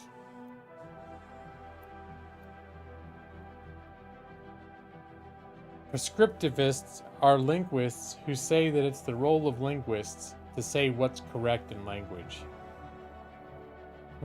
Interesting. All right, Zach. I need to go to bed soon too. I'm tired. I'm probably not gonna be on much longer. But hey, thanks for hanging out. Glad you got to hang out, and we make some new friends. Friend of Kink, Zach. Friend of Kink. Welcome and have a good night. Descriptivists think the role of linguists is to describe how language is used. Most prescriptivists have been dead for a century. Yeah, I thought linguists were primarily describing what language was. I did study a little bit of linguistics in college, but I don't remember. I don't think we studied it from an angle that brought up that debate. I'm trying to remember what book I read. It's a philosopher. We read a book that was about linguistics, and it kind of blew my mind a little bit to think of language in that way.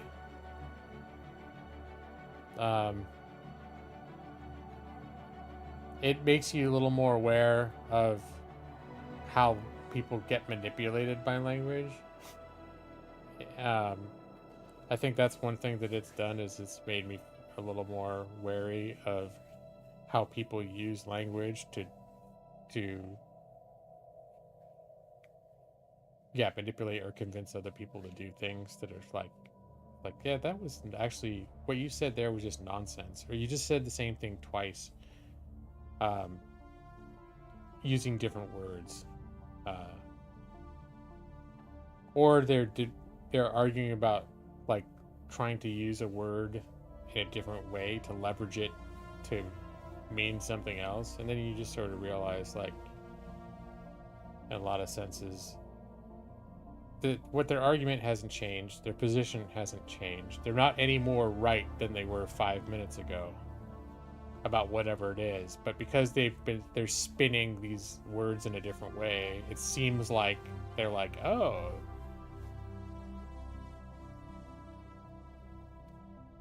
But then in some cases there are nuances between different words, and I don't know. Sometimes it is meaningful.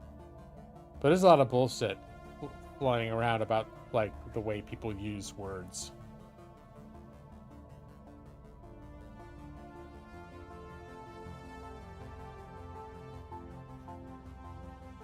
See, there's still a body in France that tries to make people speak French in a certain way. Well, I could see there being like people trying to come up with a standardized version of a language. Is that what you mean that they're doing? They're trying to create a standardized, like, I mean, sort of like if you look at the way newscasters talk and stuff like that, there's this very, like, hey, this is official English, you know. Well, I don't know if it's gone, maybe it's gone away from that, but it seemed like there was, like, broadcasting English, where everyone's trying to sound like the exact same person, trying to establish an accentless, official way of speaking English.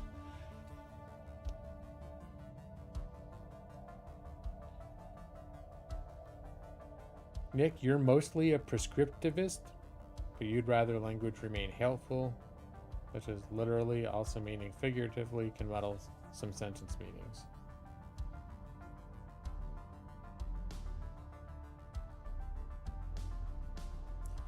And that's a kind of drift too that's kind of like literally has a specific meaning, and figuratively also has a specific meaning. And they're not supposed to be the same thing, but they've, by common usage, have become the same thing. And then once it gets used that way by enough people, then I can agree. There's a certain part of me that wants to resist that and be like, look, just because that shit gets misused on a large scale and it's become so commonplace that people don't know the difference or don't know how to use it properly, then now we're just going to be like, okay, that's the official thing that it's used for now. Like, well, shit. But then it all goes to show that, like, really all the words are to begin with is a bunch of sounds that come out of our faces that we've all agreed mean a certain thing. And then it's like, oh, like, it's hard to want to die on that hill then when you look at it that way.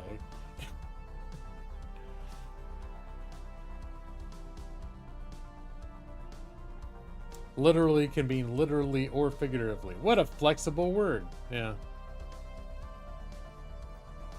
There's certain expressions like that one that I try not to use myself, but can't be out here being the language police either. That was funny. One thing that my wife had this huge issue with was there was a movie starring Denzel Washington called Man on Fire. I don't know if I've never seen it. I've never been allowed to see it because Amanda would never.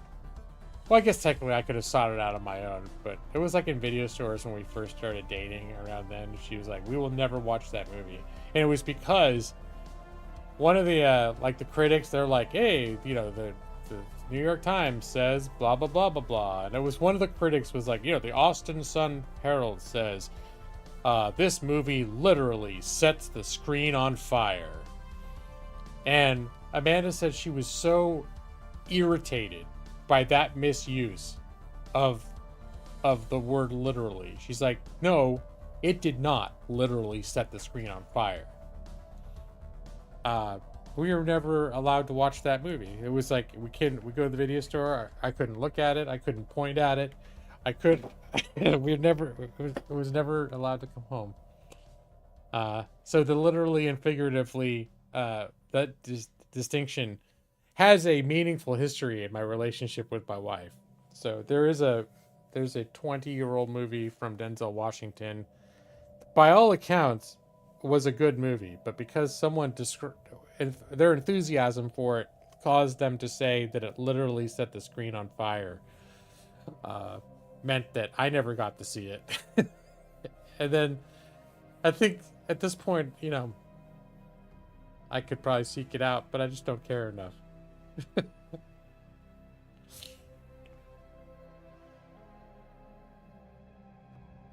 Basic premise of descriptivism, though, we never did actually all agree these sounds should do these specific things. So what they're saying is like somebody proactively needs to create like a standardized version of the language. Is that the point, Brad? like they think someone needs to take that role on so that we do have we all have agreed on it a certain way. If a word makes a sentence more ambiguous rather than clear, I'd rather it just not be used. Okay, I got you. Yeah, no, that's interesting. It's definitely a problem when the words we're trying to use don't mean the same thing. If it's so sort of subjective on what they mean.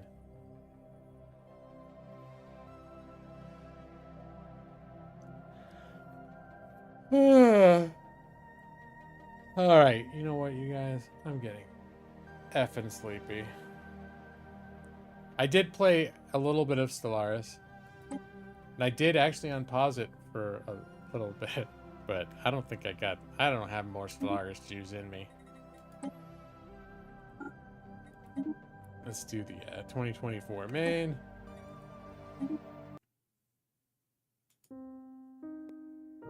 Now here we are.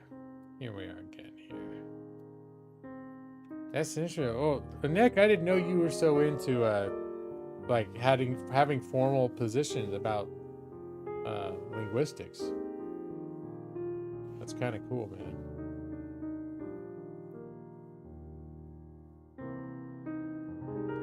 But yeah, I remember when I first was studying that stuff and just thinking about language in that way, at that very basic level for what words are and like how or why they mean anything was a little bit mind-blowing.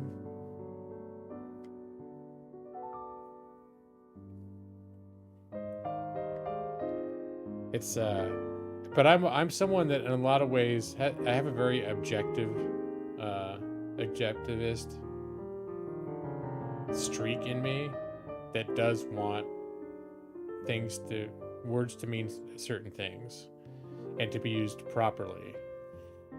And it's hard. Like one thing that today, well, I don't want to get, how I want to avoid politics, getting too political, but with the people using pronouns, and when people want to be referred to as they, them, and I totally understand it from a strategic point of view, like why that kind of shift would matter to people and why they'd want to do it. But the part of me that learned grammar growing up is like, that's not right. You're not supposed to use that like that. Like there's something in my brain that's like, you can't, that's a plural. You can't use that for yourself or for a single person. It's incorrect. And then the rest of me is like, it doesn't, it's just, there's a point to this. And then other people come, let's make one. We'll call it G or ZH, whatever. And it's like, that's just made up stuff. That's just made up. And I'm like, well, it was all made up at a certain point. But I do know that if you tell me to refer to a person, a single person, as them or they, it's ingrained that grammatically that's incorrect because it's a plural. It's describing a plural, and that's a single person. But they has been used, but that's right, Brad, and you're correct. But at least the way that I was taught grammar was that was a common usage that was grammatically unsound, and that you should not use that. You should, if you wrote that in an academic sense, then you would be looked at as someone who was not. You were using slang, basically, right?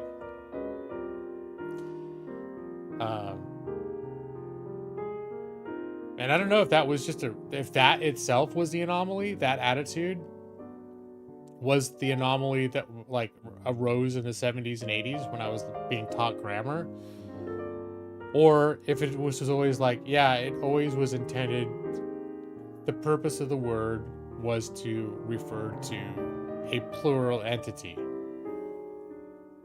not a single entity. And again, I can perfectly see the reason that they're using it and the way they're using it, and it does adapt with somewhat of common usage. But it's just an example of something where just because of the way that like the official, like I took that lesson and internalized it growing up, that you should not use a thing that way. And I would still catch myself doing it sometimes and be like, oh no, that's incorrect, I shouldn't say that.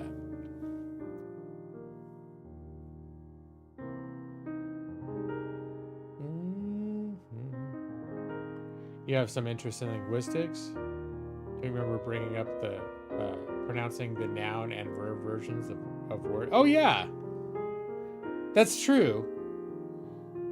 But the funny thing is I didn't necessarily, because linguistics I consider to be like almost like the theory of words, and I wouldn't necessarily assume that someone who has like a comprehensive knowledge of like proper, like what words mean and what like parts of speech they are, I wouldn't necessarily say that I would think that means that they're into linguistics as a study or as an area of interest, because I consider linguistics more like a philosophy of language, and obviously it has like practical application, but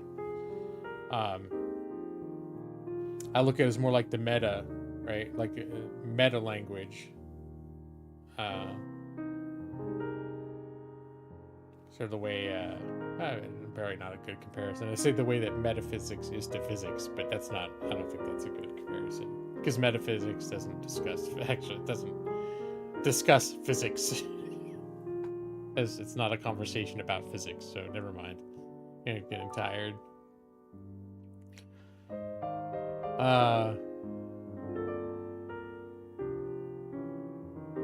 You think a lot of teachers of that era were extremely doctrinaire? So you think the use of they for a single individual, they was not ever, like, it wasn't historically meant to refer to a plural entity? Or that it's just one of those things where it's like, yeah, technically it is, but it's always been used this other way as well, so relax.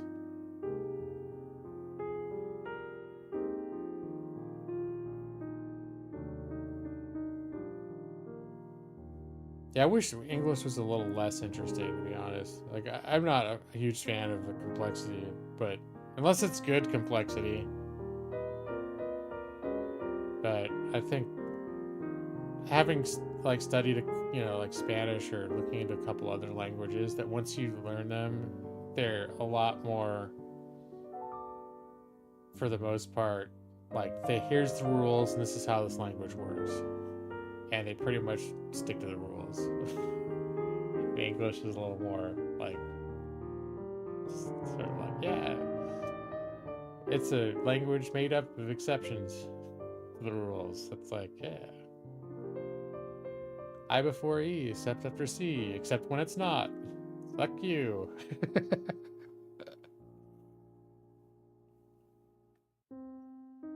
Although I don't know if that would be considered linguistics. That's spelling.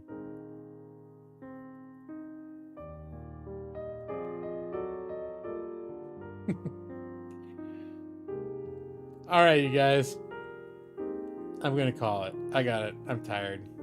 I think I need to try and dig up a snack, too. And at that time of night. I wish I had bonus burritos, but I already ate them.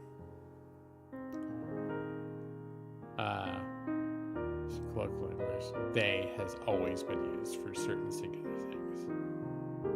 It always felt natural to use it in certain contexts. Like, if you don't know the gender of the entity you're referring to, that's been the go-to use forever, which is why it makes sense that if you're specifically trying to avoid expressing a gender for whatever reason for an individual, that you would just use it that way, because we have been using it that way, just not in that context, right? I know I would totally eat burritos right now, but I don't have any. It's makes me sad. Okay, you guys. I gotta stop. I gotta stop. Here's what's happening. I gotta turn this dim the lights. You know it. You know the drill. It's like ripping off a band-aid. Go to sleep and good night. Your eyes are getting so heavy.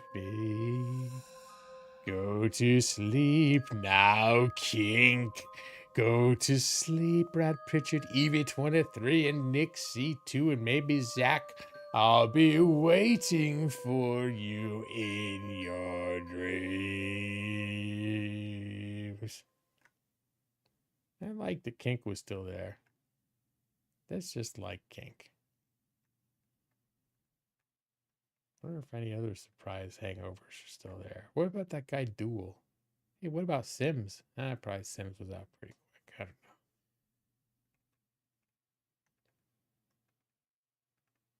I wonder if Joss is here. Joss?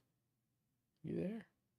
I haven't seen Joss for a while. I know his work has made him not be able to come to, you know. Hi. Nick, tell Joss I said hi. Good night, everyone.